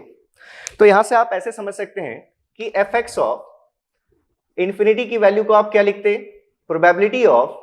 Random variable x less than और इक्वल्स टू इंफिनिटी। तो क्योंकि आप पहले ही डिफाइन कर चुके हैं कि इंफिनिटी कभी नहीं होगी रैंडम वेरिएबल की वैल्यू, तो ये रिलेशन तो हमेशा ही सेटिस्फाई होगा। अगर इंफिनिटी होता भी पॉसिबल तो भी ये रिलेशन हमेशा सेटिस्फाई होगा, और अगर ये रिलेशन हमेशा सेटिस्फाई होगा मतलब सैंपल स्पेस के सारे आउटकम्स आपके इस इवेंट में अगर आ गए तो इसकी वैल्यू क्या होगी, probability of sample space, and therefore it is equals to what, 1। अगर आपने लिखा है f(x) ऑफ माइनस इंफिनिटी, मतलब ये क्या प्रोबेबिलिटी होती, f(x) of minus infinity is equals to probability that random variable is less than और इक्वल्स टू माइनस इंफिनिटी। ऐसा बिल्कुल भी पॉसिबल नहीं है, इसलिए प्रोबेबिलिटी की वैल्यू कितनी है, इसको आप कह सकते हैं probability of phi that is equals to 0। ये पहली कंडीशन। सेकेंड कंडीशन कि अगर आप इफ लिखते हैं x2 is greater than x1 then f(x) of x2 is greater than और equals to f(x) of x1। हमने ये लिया कि अगर हम दो रियल नंबर्स को कंसीडर कर रहे हैं, और आप ये बिल्कुल सिंपल ही समझ सकते हैं कि अगर आपने लिया कि x2 अगर हमारा x1 से बड़ा है तो आप ये जो प्रोबेबिलिटी है, क्योंकि ये जो प्रोबेबिलिटी है ये क्या है, प्रोबेबिलिटी f(x2) अगर आप लिखें f(x) ऑफ x2 तो इसकी वैल्यू क्या होगी, probability of random variable x less than और इक्वल्स टू x2। और ऐसे ही अगर आप लिखते f(x) ऑफ x1 तो ये चीज क्या होती, probability of random variable being less than और इक्वल्स टू x1। अब अगर हम इन दोनों को इवेंट्स माने, अगर आप इन दोनों को इवेंट्स मानेंगे तो ये जो इवेंट है हमारा इवेंट, आप यहां से ऐसे भी समझ सकते हैं कि this event x less than और equals to x1 is subset of event x less than or equals to x2। आप इसको ऐसे समझिए, मान लीजिए कि आपके पास एक, आपने कोई भी एक्सपेरिमेंट ले लेते हैं, डाई को रोल करने का एक्सपेरिमेंट अगर आपने लिया तो रैंडम वेरिएबल्स आपने जो दिए हैं, अगर वो 1 2 3 4 5 6 ये आपके 6 आपने रैंडम वेरिएबल्स लिए, मतलब ये 6x की वैल्यूज आपने यूज की हैं, ठीक है। अब अगर हम कोई भी दो एलिमेंट्स ले लेते हैं, मान लीजिए कि हम कहें कि ये 2 हमारा x1 है और 4 क्या हमारा x2 है, तो अगर हम ये सेट देखें कि x लेस देन x1 तो x less than equals to x1 में क्या क्या कंडीशंस आएंगी। अगर हम ये देखते कि x लेस देन और इक्वल्स टू x1 तो इसमें क्या क्या कंडीशंस है हमारी, कौन कौन से आउटकम्स आ रहे हैं हमारे, 1 के करस्पॉन्डिंग जो आपने फेस पर आपका f1 रहा होगा तो ये f1 आ रहा है इसमें, और x2 क्योंकि यहाँ पर आ लिया आपने तो f2 आ रहा है। फेस 1 और फेस 2 दो कंडीशंस आ रही हैं। और अगर आपने x2 लिया है 4 तो x लेस देन और इक्वल्स टू x2 में कौन कौन से एलिमेंट्स हैं आपके, ये यहाँ पर f1 f2 f3 और f4 ये 4 एलिमेंट्स आ रहे हैं। तो आप इसको देखकर समझ सकते हैं कि जो ये सब सेट है x लेस देन और इक्वल्स टू x1 वो उसके सारे एलिमेंट्स इसमें भी प्रेजेंट हैं। तो अगर इसके सारे एलिमेंट्स इसमें भी प्रेजेंट हैं तो इसकी जो प्रोबेबिलिटी होगी वो इन दोनों आउटकम्स का आने की प्रोबेबिलिटी का सम, और इसकी जो प्रोबेबिलिटी हुई इन चारों के आने का सम। तो इसलिए क्योंकि ये इसका सबसेट है इसलिए इसकी प्रोबेबिलिटी हमेशा इससे बड़ी होगी। ऐसा कोई जरूरी नहीं है कि हमेशा सबसेट आ जाए। मान लीजिए हम x2 की वैल्यू को 4 पर नहीं लेकर अगर हम इस x2 की वैल्यू को क्या ले लेते, 2.6 पर ले लेते, यहां पर कोई वैल्यू होती 2.6 और यहां अगर हम डिफाइन कर देते x2 तो उस केस में क्या होता, x लेस देन x1 में भी यही चीजें होती और x लेस देन x2 में भी यही आउटकम्स होते, क्योंकि ये इसके बीच में 2 से लेकर 2.6 के बीच में तो कोई नया आउटकम आ नहीं रहा। तो उस केस में दोनों हमारे जो सेट्स होते हैं वो इक्वल सेट हो जाते हैं, लेकिन उस केस में भी ये आपका सबसेट हमेशा रहता है इस सेट का। तो इसलिए अगर इसमें जितने एलिमेंट्स हैं वो सभी एलिमेंट्स इसमें भी हैं तो इसकी प्रोबेबिलिटी कभी भी इससे कम नहीं हो सकती। इसलिए आपने लिखा कि अगर हमारा ये सबसेट है इस इवेंट का, therefore definitely probability fx of x2 will be greater than or equals to का साइन कब आएगा? मान लीजिए और x2 और x1 के बीच में जो डिफरेंस है उस डिफरेंस में कोई भी अलग से आउटकम ऐड नहीं हो रहा, उस केस में दोनों प्रोबेबिलिटी सेम हो जाएंगी। और अगर x1 और x2 के बीच का जो डिफरेंस है अगर उसमें कोई नया आउटकम ऐड हो जाएगा तो ये प्रोबेबिलिटी जो आएगी इक्वलिटी का साइन हट जाएगा, उस केस में ये चीज बड़ी होगी। ठीक है, तो ये समझ रहे हैं हम। तो यहां से हम लिख सकते हैं कि इसका जो कंक्लूजन है, इसीलिए हम कहते हैं therefore CDF is a non-decreasing function x के रिस्पेक्ट में। अगर हम देखें स्मॉल x के रिस्पेक्ट में तो हम कहेंगे हमारा कैसा फंक्शन है, उसका नॉन डिक्रीजिंग फंक्शन है। ये इसको आप और क्या लिख सकते हैं, मोनोटोनिकली इंक्रीजिंग। बीच में कांस्टेंट हो सकता है, बीच में वैल्यू कांस्टेंट हो सकती है, लेकिन जितनी वैल्यू अटेन कर ली थी अगर आप x की वैल्यू को बढ़ा देंगे तो उसके बाद उससे कम वैल्यू आपको कहीं नहीं मिलेगी। तो इसलिए आपने देखा कि ये हमारा एक नॉन डिक्रीजिंग फंक्शन है। और ये वैल्यू क्यों ऐसा हम ले रहे हैं वो हमने इवेंट्स के फॉर्म में देख लिया कि जो इस इवेंट में हमारे जो आउटकम्स होंगे उससे कम या उसके बराबर ही आउटकम्स इसमें हो सकते हैं fx ऑफ x1 में, इसलिए ये इसका सबसेट है, इसलिए इसकी प्रोबेबिलिटी इससे बड़ी या बराबर है। ठीक है, थर्ड अगर हम देखें प्रॉपर्टी तो हम ऐसा लिख सकते हैं कि if it is known that fx of x0 is 0 then fx of x is 0 for all x less than और इक्वल्स टू x0। ये भी देखिए बिल्कुल आपके मीनिंग यहां से ही क्लियर है कि अगर हम कह रहे हैं fx ऑफ x0 0 है, fx ऑफ x0 का क्या मतलब है? अगर हम देखें fx ऑफ x0 तो इसका क्या मतलब है, probability of random variable x less than और इक्वल्स टू x0। ठीक है, अगर आपने कहा ये प्रोबेबिलिटी 0 है, अब आप यहां से ध्यान देना शुरू कीजिए कि अगर आप ये रियल नंबर आपने लिया है, ये x है, तो अगर x की वैल्यू माइनस इन्फिनिटी हो तो आप ये देख चुके हैं कि fx ऑफ माइनस इन्फिनिटी की वैल्यू कितनी होती है, 0 होती है। और आपको ये गिवन है कि यहां पर कोई x is equals to x0 है, यहां पर भी इसके लिए जो प्रोबेबिलिटी है इसके लिए fx ऑफ x0 ये भी वैल्यू 0 है। इसका मतलब माइनस इन्फिनिटी से लेकर यहां तक में कोई इवेंट नहीं आया, अगर इसके बीच में कोई भी आउटकम आ जाता तो कुछ प्रोबेबिलिटी बढ़ जाती। मतलब अगर ये भी वैल्यू 0 है और ये भी वैल्यू 0 है, आपका फंक्शन नॉन डिक्रीजिंग फंक्शन है, तो इसके बीच में वैल्यू कभी नहीं बढ़ी होगी। अगर बढ़ी होती तो वो वैल्यू बढ़ी हुई वैल्यू ही हमें यहां पर मिलती। तो इसका मतलब अगर fx ऑफ x0 0 है, मतलब इस x is equals to x0 तक आपने रैंडम वेरिएबल को असाइन नहीं किया है कोई रियल नंबर। तो इसलिए अगर आप कोई भी दूसरा fx ऑफ x ले लें, fx ऑफ x का मतलब, fx ऑफ x का मतलब आप बार बार ये लिख चुके हैं probability of x less then x। तो हमने लिखा कि ये वैल्यू भी 0 होगी अगर हम क्या लें, अगर हम जो x सेलेक्ट कर रहे हैं वो इस x0 से छोटी या इसके बराबर कोई वैल्यू ले लें। तो हमें पता है कि इस बीच में कोई इवेंट नहीं आया, तो इस बीच में हम कोई भी x सेलेक्ट करते रहेंगे, यहां ले लें, यहां ले लें, या इवन यहां भी ले लें, तो क्योंकि हमें ये ऑलरेडी पता है कि इस पॉइंट पर भी प्रोबेबिलिटी कितनी है, इसकी 0 है, इससे कम होने की प्रोबेबिलिटी 0 है। तो इसलिए अगर इससे कम होने की प्रोबेबिलिटी 0 है तो इससे और अगर कम वैल्यू से कम होने की प्रोबेबिलिटी देखेंगे तो डेफिनेटली वो 0 ही मिलेगी। तो इसलिए आप ये लिखते हैं कि if fx of x0 is 0 then fx of x is always 0 for all x which is less than or equals to x0। ठीक है, ये थर्ड कंडीशन हो गई। फोर्थ कंडीशन अगर आप देखें दैट इज, अगर आप लिखें कि अगर हम प्रोबेबिलिटी देखना चाहते हैं किसकी, अगर हम ले लें प्रोबेबिलिटी ऑफ, देखिए अलग अलग कंडीशंस हैं, तो पहले हम किसको ले लें, दैट इज ये आपने ले लिया, ठीक है, हम इसको ले लेते हैं पहले, दैट इज f। आप यहां से एक चीज और आप ये देख सकते हैं कि हमने देखा कंटिन्यूटी की बात, कि जो हमने देखा कि डिस्क्रीट रैंडम वेरिएबल जब आएगा तो वहां पर जंप डिस्कंटिन्यूटीज पॉसिबल है। तो किसी फंक्शन को आप कंटिन्यूअस कब कहते हैं, आप यहां पर अगर लिखें इस फोर्थ पॉइंट को देखने से पहले अगर हम देखें किसी फंक्शन के लिए, अगर हम कहें कि f ऑफ कोई हमारा फंक्शन है, जैसे fx ऑफ, अगर आप लिखें x प्लस, अगर हम इसको लिखें fx ऑफ x प्लस का मतलब ये अगर हम क्या ले रहे हैं, आप पहले इसको ऐसे डिफाइन कर लीजिए कि लेट, यहां पर हम पहले अलग से बात कर लेते हैं कि कोई फंक्शन अगर है आपका f of x, if f of x कोई फंक्शन है फॉर f ऑफ x, अगर आप देखें limit epsilon tends to 0, f of x plus epsilon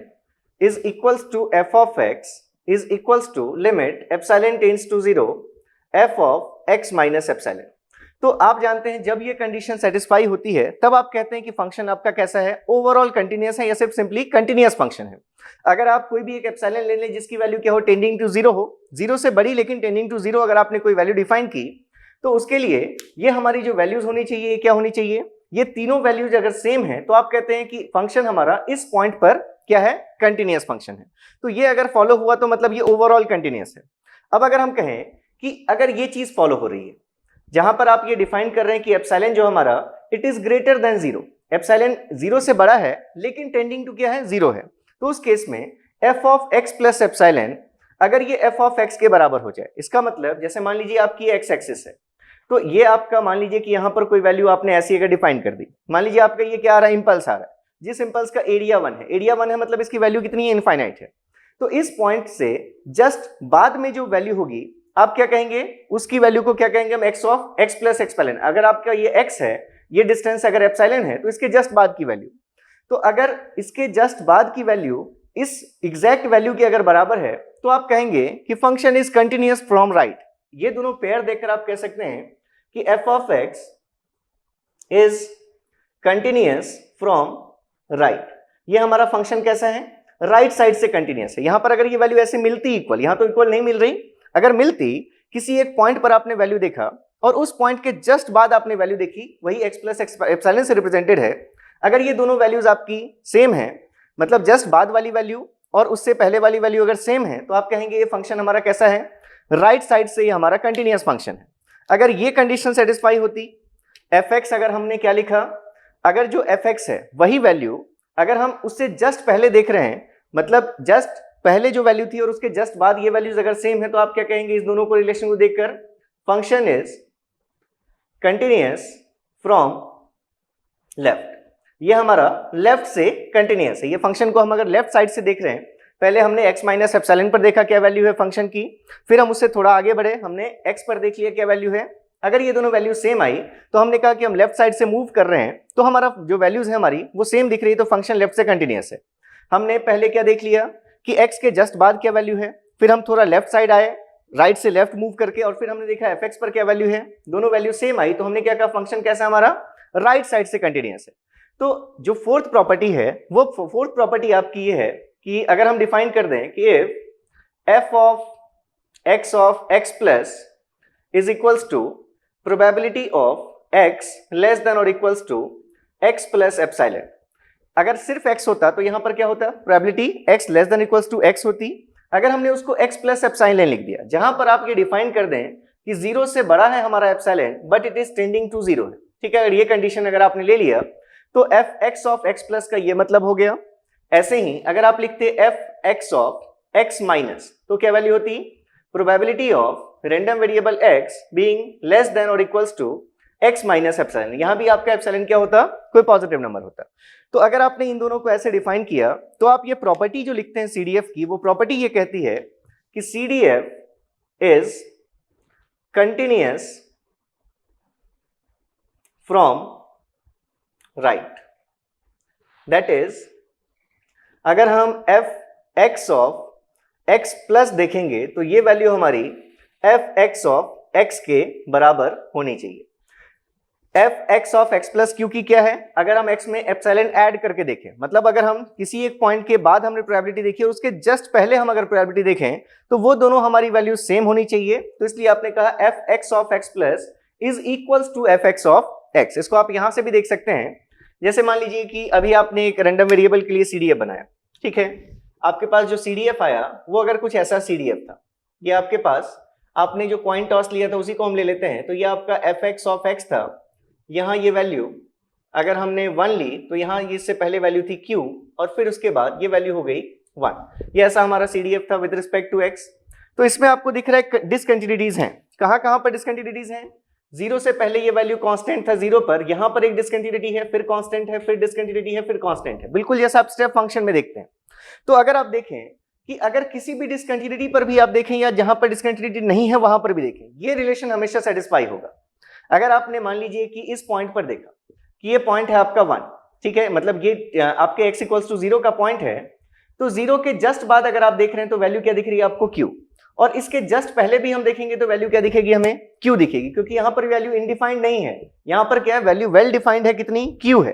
तो q और उसके x इक्वल्स टू 0 और उसके जस्ट बाद, मतलब ये जो आप ले रहे हैं इसके जस्ट पहले की वैल्यू हमेशा किसके बराबर होनी चाहिए, fx is equals to f of x plus, मतलब पहले आप इधर से देख रहे हैं fx of x plus is equals to fx of x, किसी भी डिस्कंटिन्यूटी पर, जैसे यहां ठीक है कि इसके पहले आपने देखा तो पहले और इस पॉइंट की वैल्यू में डिफरेंस है, अगर आप लेफ्ट से देखते कंटिन्यूटी तो पहले आपने यहां की वैल्यू देखी और उसके जस्ट बाद की वैल्यू आपने देखी तो आपको दोनों वैल्यूज डिफरेंट दिख रही हैं, इसलिए हमने इस चीज को नहीं लिखा है कि fx is equals to x minus epsilon, ये हमने नहीं लिखा है, हमने क्या लिखा है कि अगर हम पहले ये वैल्यू देख लें, हम अगर राइट से चलते हुए आए तो यहां जो वैल्यू है हमारी और यहां जो वैल्यू है ये वैल्यूज क्या होंगी, सेम होनी चाहिए, तो अगर आप मान लीजिए कि राइट से चलते आते और यहां से देखते और यहां देखते तो यहां आपको डिफरेंस दिखता, तो फिर आपको चेक करना पड़ेगा कि उसके जस्ट पहले वाले पॉइंट के बीच का जो वैल्यू है कंटिन्यूअस है या नहीं है, तो जब भी आपका CDF होगा राइट साइड से क्या होगा, वो कंटिन्यूअस फंक्शन होगा, लेफ्ट साइड से आपको डिस्कंटिन्यूटी मिलेगी और उस डिस्कंटिन्यूटी की वैल्यू किसके बराबर होगी, जो जंप डिस्कंटिन्यूटी आएगी उसकी वैल्यू उस पॉइंट पर जो एक्सपेरिमेंट हमारा जो आउटकम इंक्लूड हो गया होगा उसकी जितनी प्रोबेबिलिटी रही होगी उसी के बराबर वो जंप आपको मिलेगा, ये सभी चीजें भी हम आगे देखेंगे। तो अभी हमने 3 जो प्रॉपर्टीज देखी हैं, पहली प्रॉपर्टी हमने देखी कि fx ऑफ इन्फिनिटी 1 और fx ऑफ माइनस इन्फिनिटी 0, दूसरी प्रॉपर्टी हमने देखी कि हमारा हमेशा इंक्रीजिंग फंक्शन होगा, अगर x2 की वैल्यू x1 से बड़ी है तो fx ऑफ x2 भी हमारा बड़ा या बराबर होगा किसके, fx ऑफ x1 के, और थर्ड हमने देखा फिर कि क्या होगा हमारे पास, अगर थर्ड में अगर कोई एक fx ऑफ x0 हमें पता है 0, तो हम x की कोई भी वैल्यू ले लें जो इस x0 से छोटी हो, उन सभी के लिए भी हमारा CDF क्या आएगा 0, और फोर्थ क्या देख रहे हैं हम कि ये फंक्शन हमारा राइट साइड से कंटिन्यूअस फंक्शन है। तो 4 हम और अभी प्रॉपर्टीज देखते हैं, आ जाइए नेक्स्ट प्रॉपर्टी आप लिख सकते हैं यहां पर फिफ्थ प्रॉपर्टी। अब यहां से जो प्रॉपर्टीज हैं वो सभी इंटर रिलेटेड प्रॉपर्टीज हैं, इसलिए उनको भले ही हम अलग अलग नाम से लिखेंगे लेकिन वो सभी चीजें एक ही हैं, आपको वहां से समझ में आ जाएगा। तो अब अगर हमने प्रोबेबिलिटी का थोड़ा सा बेसिक डिस्कशन कर लिया तो आपको इवेंट समझ में आ रहे हैं कि जो इवेंट्स हम ले रहे हैं हम क्यों कह रहे हैं कि उसमें कौन कौन से एलिमेंट्स आएंगे, कैसे उनके अकॉर्डिंग हम प्रोबेबिलिटी देखेंगे। तो थोड़ा सा बस कंफर्टेबल करने के लिए ये थोड़े आपको मेहनत आपको करनी पड़ी है कि आपको 2-3 लेक्चर्स देखने पड़ गए हैं, लेकिन उसका एडवांटेज बिल्कुल आपको मिलेगा।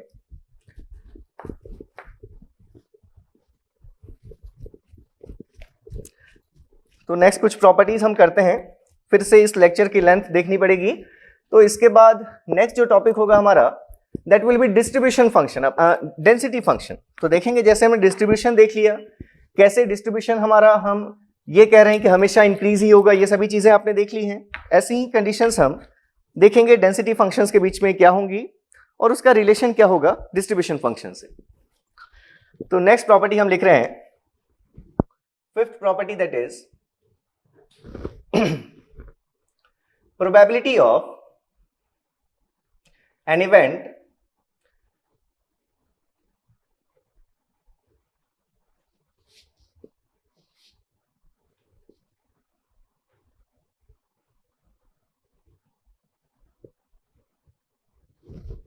देखिए ये हमारी फिफ्थ प्रॉपर्टी है, इंपॉर्टेंट प्रॉपर्टी है, दैट इज x1 से यहां पर इक्वालिटी का साइन नहीं है, ठीक है। अगर आपने भी लिख लिया होगा तो इसको तुरंत आप रिमूव कर देंगे, आगे हम देखेंगे कि कंडीशंस में भी क्लियर हो जाएंगी आपको। तो हम ये ले रहे हैं कि अगर हमें प्रोबेबिलिटी कभी फाइंड करनी हो, क्योंकि डिस्ट्रीब्यूशन फंक्शन हम क्यों डिफाइन कर रहे हैं, हमें प्रोबेबिलिटीज ही तो असाइन नहीं कर पा रहे थे आप, उसी असाइन करने के लिए आपने ये रैंडम वेरिएबल क्रिएट किया, इंटरवल्स को आप प्रोबेबिलिटी असाइन कर पाए। तो x1 से x2 के बीच में होने की क्या प्रोबेबिलिटी है कि रैंडम वेरिएबल x इस x1 से तो बड़ा हो लेकिन x2 के बराबर भी हो सकता है या उससे छोटा हो, इसकी क्या प्रोबेबिलिटी है। तो अगर आप देखें कि अगर हम 2 इवेंट्स दें, अगर आप एक इवेंट लें कि event x1 is less then x, अगर हमने एक इवेंट लिया कि जो हमारा रैंडम वेरिएबल x है इसको हम ऐसे लिख लेते हैं, that is x is less than और इक्वल्स टू x1, हमने एक ये इवेंट लिया, एंड ये जो दूसरा हम इवेंट ले रहे हैं दैट इज x1 से x की वैल्यू x2 के बीच में, क्या हम इनको ऐसा लिख सकते हैं कि आर म्यूचुअली एक्सक्लूसिव, ऐसा लिख सकते हैं, चेक कीजिए इसको। देखिए जो पहला इवेंट है वो क्या है, रैंडम वेरिएबल या तो छोटा हो सकता है या मैक्सिमम x1 के हमारे इक्वल हो सकता है, एक ये कंडीशन है। और दूसरी कंडीशन क्या लिखी है आपने,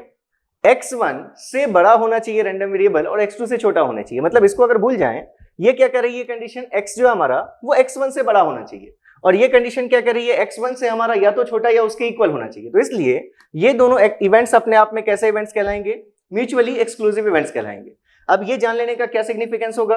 अगर कभी हमें इनके यूनियन की प्रोबेबिलिटी को डिफाइन करना होगा तो इन दोनों की इंडिविजुअल प्रोबेबिलिटीज को हम क्या कर सकते हैं, ऐड कर सकते हैं। अब अगर आप देखें कि अगर हम इन दोनों का यूनियन ले लें तो हमें क्या सेट मिलेगा। अगर मान लीजिए हम डिफाइन करना चाहते हैं कि ये जो हम ले रहे हैं event x is less than x1 and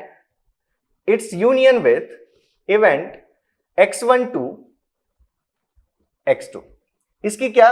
union क्या होगा। जैसे अभी आपने लिया था, मान लीजिए आपके पास ये x के रिस्पेक्ट में ये 1 2 3 4 5 और 6, और यहां से 2 को अगर हमने मान लिया कि x1 है और ये 5 को हम मान लेते हैं कि हमारा x2 है। ठीक है, ये क्या हमारा x2 है। तो अगर हम लिख रहे हैं ये x लेस देन x1, तो यहां से क्या क्या इवेंट्स आते हैं उसमें, अगर आप यहां पर डिफाइन करें x इज लेस देन और इक्वल्स टू x1, तो इसमें कौन कौन से टर्म्स आएंगे हमारे, लेस देन और इक्वल्स टू हमने लिया तो 1 और 2 आएगा। ठीक है, और अगर हम यहीं पर डिफाइन करें लेस देन और इक्वल्स टू, ये जो हम ले रहे हैं second experiment, that is x greater than x1 but less than और इक्वल्स टू x2, इस इवेंट में कौन कौन से एलिमेंट्स आएंगे, x1 से बड़ा होना चाहिए तो कहां से शुरू होगी वैल्यू, 3 से, और x2 के बराबर भी हो सकता है या उससे छोटा हो सकता है। तो इसमें कौन कौन से टर्म्स हैं हमारे, 3 4 5। तो आपको इन दोनों को देखकर दिख रहा है कि ये दोनों हमारे कैसे हैं, म्यूचुअली एक्सक्लूसिव है। ठीक है, क्योंकि इसमें जो चीजें हैं वो इसमें नहीं है और एग्जॉस्टिव भी नहीं है। ऐसा नहीं कह सकते एग्जॉस्टिव है कि दोनों मिलाकर हमारा सैंपल स्पेस बना ही देंगे। ठीक है, हमें एग्जॉस्टिव की कंडीशन देखनी भी नहीं है। अगर हम इन दोनों का यूनियन ले लें तो इन दोनों का जो यूनियन होगा, यूनियन सेट, सिंपली मैं ऐसा लिख देता हूं, तो यूनियन सेट क्या होगा हमारा 1 2 3 4 5। मतलब अगर हम ये चीज देखें तो इसको हम क्या कह सकते थे, अगर हम देखें तो क्या हम इसको ऐसा लिख सकते हैं, it is the set x less then x2। अगर आप इसको देखें, अगर हम एक सेट डिफाइन करते, एक इवेंट डिफाइन करते, random variable x is less then x2, अगर x2 आपका 5 है तो इसमें कौन कौन सी वैल्यूज आ जाती, 1 2 3 4 से लेकर 5 तक की वैल्यूज आ जाती, जो आपको क्या मिल रहा है, इन दोनों सेट्स के यूनियन सेट में मिल रहा है। तो इसका मतलब अगर हमने इन दोनों का, हमने पहले कहा कि दो इवेंट्स अगर हम कंसीडर करें, random variable x less than equals to x1 and this value, तो इन दोनों का जो यूनियन होगा वो हमें क्या दे देगा, ये हमें दे देगा x लेस देन और इक्वल्स टू x2, ये ऐसा दे देगा हमें ये सेट। तो अब अगर हम दोनों तरफ प्रोबेबिलिटीज अप्लाई कर दें तो therefore probability of random variable x less than और equals to x2, it is given as, ठीक है, कोई भी ब्रैकेट ले सकते हैं प्रोबेबिलिटी के लिए, मीडियम ब्रैकेट और ये, तो यहां से क्योंकि ये दोनों म्यूचुअली एक्सक्लूसिव इवेंट्स हैं तो पहले ही हमने बात कर ली कि इनकी प्रोबेबिलिटीज को कैसे लिख सकते हैं हम, x लेस देन x1 और addition simply with probability x की वैल्यू x1 और x2 के बीच में। ठीक है ये। तो अब अगर आप देखें इन दोनों की प्रोबेबिलिटीज को, तो ये जो चीज है इस चीज को आप क्या लिख सकते हैं, probability of x less than x1, इसी चीज को तो आपने डिफाइन किया है cumulative distribution function fx of x1, ये चीज है हमारी probability less than equals to x1। ये क्या हमारी, इसी को आपने डिफाइन किया है fx of x2, probability less than equals to x2। तो इसलिए अगर आपको ये प्रोबेबिलिटी फाइंड करनी थी, थ्योरम जो हमने लिखा है वो प्रॉपर्टी में हमने ये लिखी वैल्यू, तो यहां से क्या लिख सकते हैं हम, therefore probability of random variable x greater then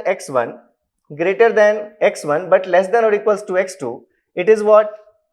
fx2, और ये टर्म इधर आएगा तो माइनस, तो आपने लिखा fx ऑफ x2 माइनस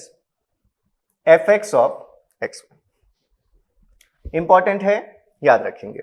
ठीक है, तो ये चलिए ये हमारी प्रॉपर्टी हो गई 5। नेक्स्ट अगर हम देखें, ठीक है इसको रहने देते हैं, आगे यूज कर लेंगे। तो कुछ और प्रॉपर्टीज हम देख लेते हैं, बस यहीं पर हमारा लेक्चर ही एंड हो जाएगा। तो देखिए जहां पर आपको ऐसा लगा समझ में नहीं आया, आप एक बार उसको और रिपीट कर लीजिए। ठीक है, थोड़ा 5 मिनट्स टाइम लेकर आप उसको रिपीट कर लीजिए। मुझे लगता है मोस्ट ऑफ द थिंग्स मैं बोल देता हूं, जरूर हो सकता है कुछ चीजें अगर लिख नहीं पाता हूं तो भी आप उसको देखकर समझ सकते हैं जो भी हमने डिस्कशन किया होगा वो उसमें इंक्लूडेड होगा। तो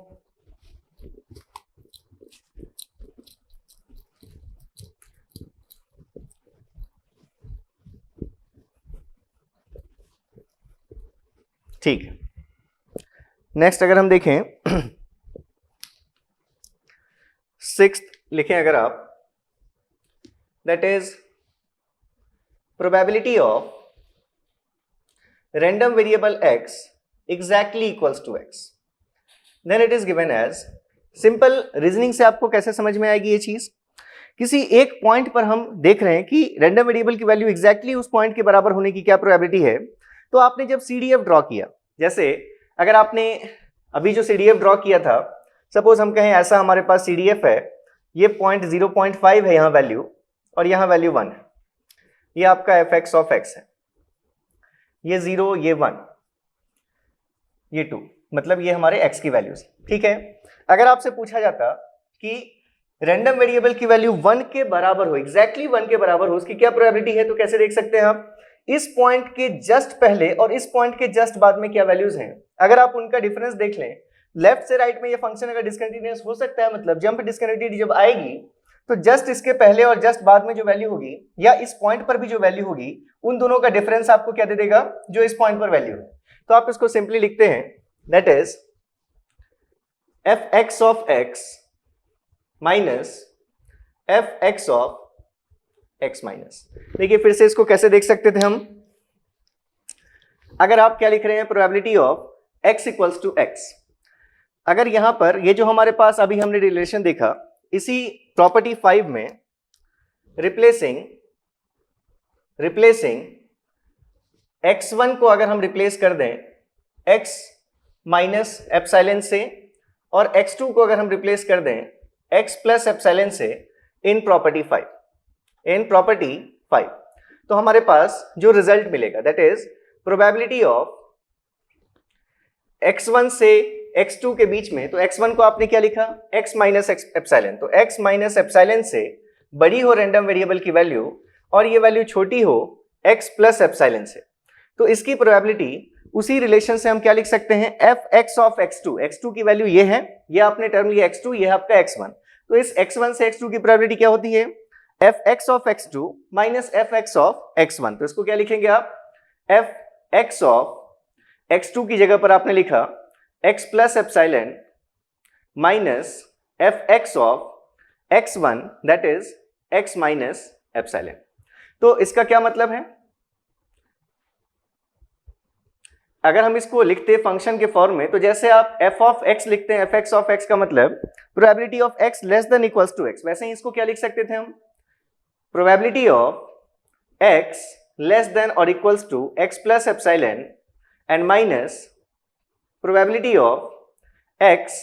लेस देन और equals to x minus epsilon, ऐसा लिख सकते हैं आप। तो अगर आप देखें तो ये चीज क्या होगी, इसको हम और क्या नाम देते हैं, इसको हम fx ऑफ x प्लस भी लिखा था हमने, कि अगर हम x प्लस एप्सिलॉन ले लें, इसी को हमने डिफाइन किया था कि इसको हम क्या लिख सकते हैं, fx ऑफ x प्लस भी लिख सकते हैं, और इसको क्या लिख सकते हैं, fx ऑफ x माइनस भी लिख सकते हैं। फिर हमने जो प्रॉपर्टी 4 देखी कि CDF हमारा राइट से कंटिन्यूअस होता है, मतलब इसकी जो वैल्यू होगी वो fx ऑफ x के बराबर होगी। अभी हमने डिफाइन किया कि ये राइट से कंटिन्यूअस है, मतलब fx of x plus is equals to what, fx of x। तो यहां पर अगर आपने इसकी वैल्यू को लिख लिया, that is fx of x minus fx of x minus, तो यही आपको क्या दे देगा, probability of random variable x being equals to x। तो जिस पॉइंट पर आपको प्रोबेबिलिटी देखनी है, अगर आपके पास CDF है, तो उस पॉइंट पर जो रैंडम वेरिएबल की वैल्यू है fx ऑफ x फाइंड कीजिए, माइनस उसके जस्ट पहले देख लीजिए क्या वैल्यू थी CDF की, जैसे हमने यहां पर देखा। तो जिस पॉइंट पर प्रोबेबिलिटी चाहिए, तो इस पॉइंट पर देखिए CDF की क्या वैल्यू है, और जहां भी डिस्कंटिन्यूटी होती है वहां पर CDF की वैल्यू क्या है, जो जहां तक डिस्कंटिन्यूटी के बाद आपका फंक्शन पहुंच रहा है, मतलब यहां पर प्रोबेबिलिटी क्या होती, ये वैल्यू कितनी 1 माइनस इसके जस्ट पहले देखिए, तो जस्ट पहले कितनी थी वैल्यू 0.5, तो आपको ये मिल जाएगा कि 1 के लिए जो CDF की वैल्यू है वो क्या मिल जाएगी आपको, probability of x equals to 1 की वैल्यू दैट इज 0.5। तो यही चीज थी आपकी प्रोबेबिलिटी हेड आने की या टेल आने की, कितनी थी आपने 0.5 और 1 अगर आपने लिया है। तो ये हो गई हमारी प्रॉपर्टी नंबर 6 अगर हम यहीं पर एक और देखें, दैट इज अगर हम देखना चाहते हैं प्रोबेबिलिटी ऑफ किसकी प्रोबेबिलिटी, अगर हम x1 से x2 के बीच में अब देखना चाहते हैं, अगर हमने x1 पॉइंट को भी इंक्लूड कर लिया, उसी जो आपने फिफ्थ प्रॉपर्टी लिखी थी, अगर उसमें हम इस x1 पॉइंट को भी इंक्लूड कर ले तो ये वैल्यू किसके बराबर होगी। अब देखिए यहां पर ये जो आप इवेंट लिख रहे हैं, अगर आप देखें तो ये जो इवेंट है x1 और x2 के बीच में होने की वैल्यू,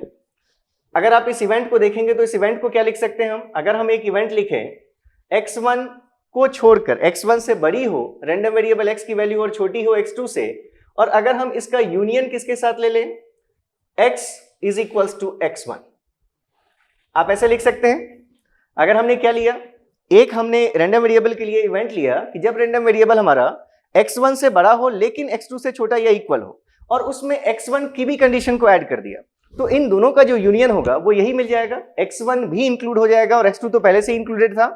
तो अब अगर आप इसके लिए प्रोबेबिलिटी देखना चाहते हैं तो फिर से आप जानते हैं ये दोनों इवेंट्स कैसे इवेंट्स हैं, म्यूचुअली एक्सक्लूसिव हैं, क्योंकि यहाँ इक्वल टू की कंडीशन भी है, यहाँ इक्वल टू की कंडीशन नहीं है। तो अगर ये दोनों म्यूचुअली एक्सक्लूसिव इवेंट्स हैं तो इनकी प्रोबेबिलिटीज को हम ऐड कर सकते हैं यूनियन के केस में। तो इसलिए आप लिख सकते थे यहाँ से probability of this function, this event x1 to x2, it is equals to probability of x1 से x2 तक होने की probability without this equality sign and plus probability of x equals to x1। दोनों कंडीशंस आपको पता है। इस value को आपने क्या लिखा था, प्रोबेबिलिटी ऑफ x1 से x2 तक की वैल्यू को आपने लिखा था fx of x2 minus fx of x1, और प्लस इसकी प्रोबेबिलिटी को अभी आपने लिखा x के लिए लिखा तो fx of x minus fx of x minus लिखा, x1 के लिए लिख रहे हैं तो क्या लिखेंगे fx of x1 minus fx of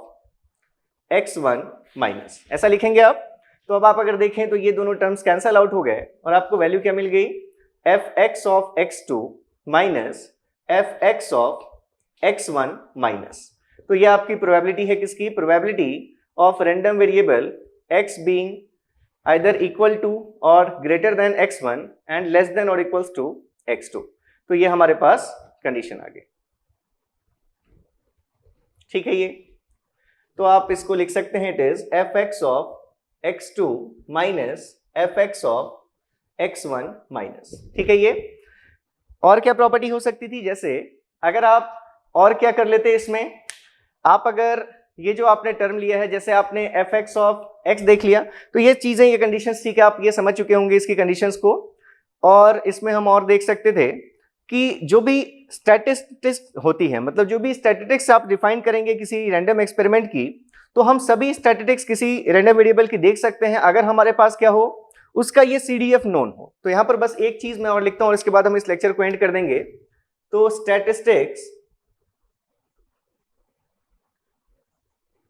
of random variable can be determined if we can determine the probability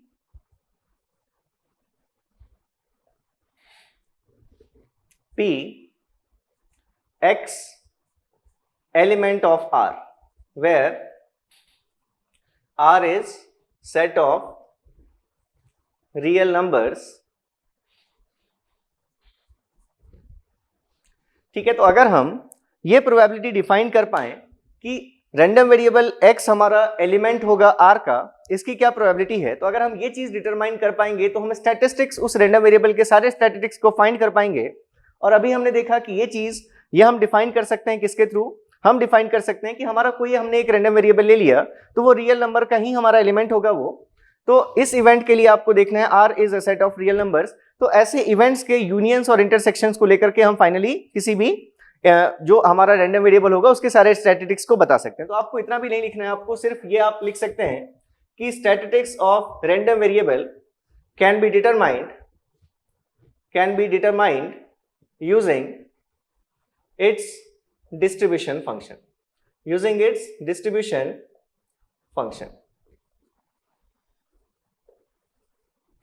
ठीक है, तो यहाँ पर आज जो हमने चीजें देख ली हैं, आज हमने ये इसके सारे प्रॉपर्टीज को एक बार और रिकॉल कर लीजिए कि F X of infinity 1, F X of minus infinity 0।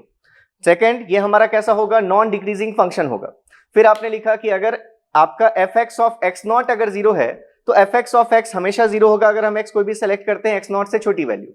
फिर आपने फोर्थ में लिखा कि ये हमारा फंक्शन राइट साइड से कंटिन्यूअस होगा। फिर आपने फिफ्थ में लिखा कि x1 से x2 के बीच में होने की प्रोबेबिलिटी। तो ये सभी यहां से जो कंडीशंस हैं ये आपके के लिए इंपॉर्टेंट हैं कि x1 से x2 के बीच अगर यहां पर इंक्लूड नहीं किया तो ये वैल्यू किसके बराबर है, fx2 माइनस fx1। अगर यहीं पर यहां x1 को भी इंक्लूड कर लिया तो ये x1 नहीं आएगा, फिर उस केस में क्या हो जाएगा, यहां पर x1 माइनस हो जाएगा, जिसको आपने सेवेंथ प्रॉपर्टी के फॉर्म में पढ़ा। ठीक है, फिर आपने ये पढ़ा कि अगर हम किसी एक पर्टिकुलर पॉइंट के लिए देखें x इक्वल्स टू x की प्रोबेबिलिटी, तो ये value F X of x minus F X of x minus होगी। और अभी जैसे आपने देखा था कि जब हमने एक कंटिन्यूअस रैंडम वेरिएबल लिया था, कॉल वाला जो एग्जांपल आपने लिया, तो उसके लिए ऐसा रैंडम वेरिएबल था। तो ये जो कंटिन्यूअस रैंडम वेरिएबल है इसमें कोई जंप डिस्कंटिन्यूटी नहीं आती, हमेशा ये फंक्शन चाहे लेफ्ट से देखें चाहे राइट से देखें, ये हमेशा एक कंटिन्यूअस फंक्शन होगा। तो उस केस में अगर आप ये डिफरेंस देखेंगे F X of x minus F X of x minus, तो आप कहीं पर भी देखें कि ये आपका एक यहाँ पर एफ एक्स ऑफ एक्स है आपका और इसके जस्ट पहले, तो दोनों वैल्यूज हमारी क्या होंगी, सेम होगी। तो उस केस में ये जो वैल्यू होगी x equals to x will be 0 for continuous random variable. अगर रैंडम वेरिएबल स्मूथ नेचर का है जिसमें कोई जंप डिस्कंटिन्यूटी नहीं है, रैंडम वेरिएबल हमारा वो डिफाइंड होगा कंटिन्यूअस रैंडम वेरिएबल के फॉर्म में, तो उसके केस में आप अगर देखें और ये बताएं कि किसी एक पर्टिकुलर पॉइंट को लेने की क्या प्रोबेबिलिटी है, तो हम उस केस में एक पर्टिकुलर पॉइंट की वैल्यू डिफाइन नहीं करते प्रोबेबिलिटी की, और वहां पर ये वैल्यू हमेशा किसके बराबर आएगी, 0 के बराबर आएगी, क्योंकि ये दोनों वैल्यूज क्या होंगी, सेम होंगी। नेक्स्ट आपने लिख लिया कि अगर आपने x2 को इंक्लूड कर लिया तो क्या कंडीशन होगी, ये आपने लिख लिया। ठीक है, और कुछ कंडीशन, ठीक है, एक और हो सकता है यहाँ पर हम और लिख सकें, इसी से डिराइव होकर वो चीज आएगी, तो एक और हम लिख सकते थे, लेकिन ठीक है, मुझे अगर यहाँ पर मैं मिस कर रहा हूं तो ऐसा कुछ नया नहीं होगा, इन्हीं में से हम उसको डिड्यूस कर सकते हैं, इस फॉर्म की कोई चीज होगी। तो F X of x plus, यहां से एक चीज आप और देख सकते हैं कि इफ आप जब भी ये डिस्कंटिन्यूटी की बात करेंगे तो अगर हमने लिया कि F X of x not minus F X of x not minus F X of x not minus, अगर ये चीज ग्रेटर देन 0 है तो हम कहेंगे देन उस टाइम में जो रैंडम वेरिएबल है हमारा वो क्या है, डिस्कंटिन्यूअस नेचर का है, और उस टाइम में ये जो इनके बीच का डिफरेंस होगा वो क्या देगा हमें, एफ एक्स ऑफ ये जो आपकी वैल्यू होगी, जो इवेंट आपका एक्स नॉट पर आ रहा होगा उसकी प्रोबेबिलिटी आपको यहां से मिलेगी। देन यहां से आप लिख सकते हैं रैंडम वेरिएबल हैज डिस्कंटिन्यूटी। ठीक है,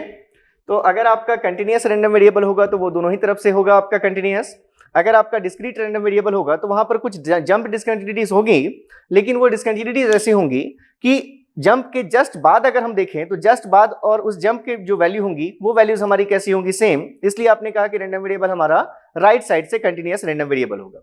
ठीक है, तो चलिए इस लेक्चर में हम यहीं तक रखते हैं। नेक्स्ट हम अब शुरू कर रहे हैं इसके बाद जो डिस्ट्रीब्यूशन फंक्शंस हैं, इसके केस में एक दो और एग्जांपल्स लेंगे, और यहां से देखकर आप ऐसे भी लिख सकते हैं कि स्टेप फंक्शंस के फॉर्म में हम कैसे रिप्रेजेंट कर सकते हैं। जैसे इसी में आप एक एग्जांपल ले लेना सिंपली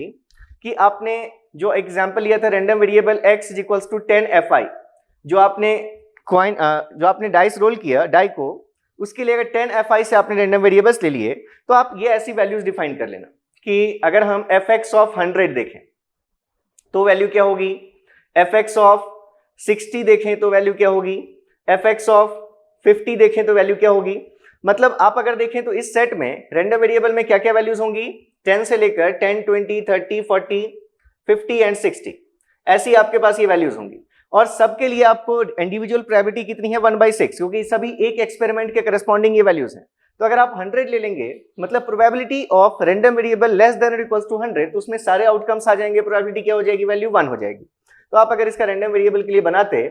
तो 1 से पहले वैल्यू 0 आती, 1 पर 1/6, 2/6, 3/6, 4/6, 5/6 एंड 6/6, फाइनली ये वैल्यू 1। तो ये वैल्यू आती है आपकी 60,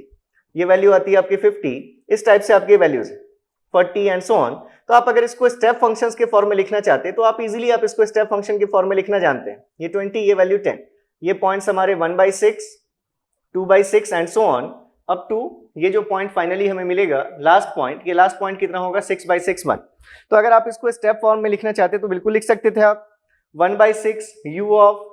x माइनस 10, फिर ये 1/6 u ऑफ x माइनस 20। तो इस फॉर्म में भी हम समेशन ऑफ स्टेप फंक्शंस के फॉर्म में भी हमेशा हम अपने CDF को रिप्रेजेंट कर सकते हैं। अगर वो CDF कैसा है, डिस्क्रीट रैंडम वेरिएबल का CDF है, तो उसको हम समेशन इस फॉर्म में लिख सकते हैं, that is fx of x is equals to कोई एक कांस्टेंट। जैसे यहाँ पर जो हमारी वैल्यू आ रही है वो कितनी आ रही है 1/6, तो यहाँ पर summation i is equals to 1 to 6 और यहाँ पर क्या वैल्यू आ जाएगी हमारी u of that is x minus 10i। तो यहाँ पर इस टाइप से आपको ये रैंडम वेरिएबल को आप स्टेप फंक्शंस के फॉर्म में भी लिख सकते थे। तो ये सभी चीजें हम देखेंगे, एक दो एग्जांपल्स हम और करेंगे और इसके बाद फिर हम डिस्ट्रीब्यूशन फंक्शन को शुरू करेंगे। तो आपका अब सिलेबस शुरू हो गया है। इनमें आपको जहां पर भी डाउट आ रहा है, ये जो रैंडम वेरिएबल हमने देखा, CDF देखा, इसमें किसी प्रॉपर्टी में अगर आपको डाउट आ रहा है तो बिल्कुल आप कमेंट सेक्शन में कमेंट कीजिएगा और कॉन्फिडेंट रहिएगा। अभी तक मैंने आपको क्वेश्चंस नहीं दिए हैं, लेकिन मैं कुछ प्रिपेयर भी कर रहा हूं, तो आपको अच्छे क्वेश्चंस भी मिलेंगे। उसके लिए आप बिल्कुल टेंशन मत लीजिए, प्रिपरेशन करते रहिए जितना मैक्सिमम हो सकता है आपसे, बाकी चीजें छोड़ दीजिए, बस सब अच्छा ही होगा। तो चलिए, थैंक यू सो मच, मिलते हैं नेक्स्ट लेक्चर में। All the best.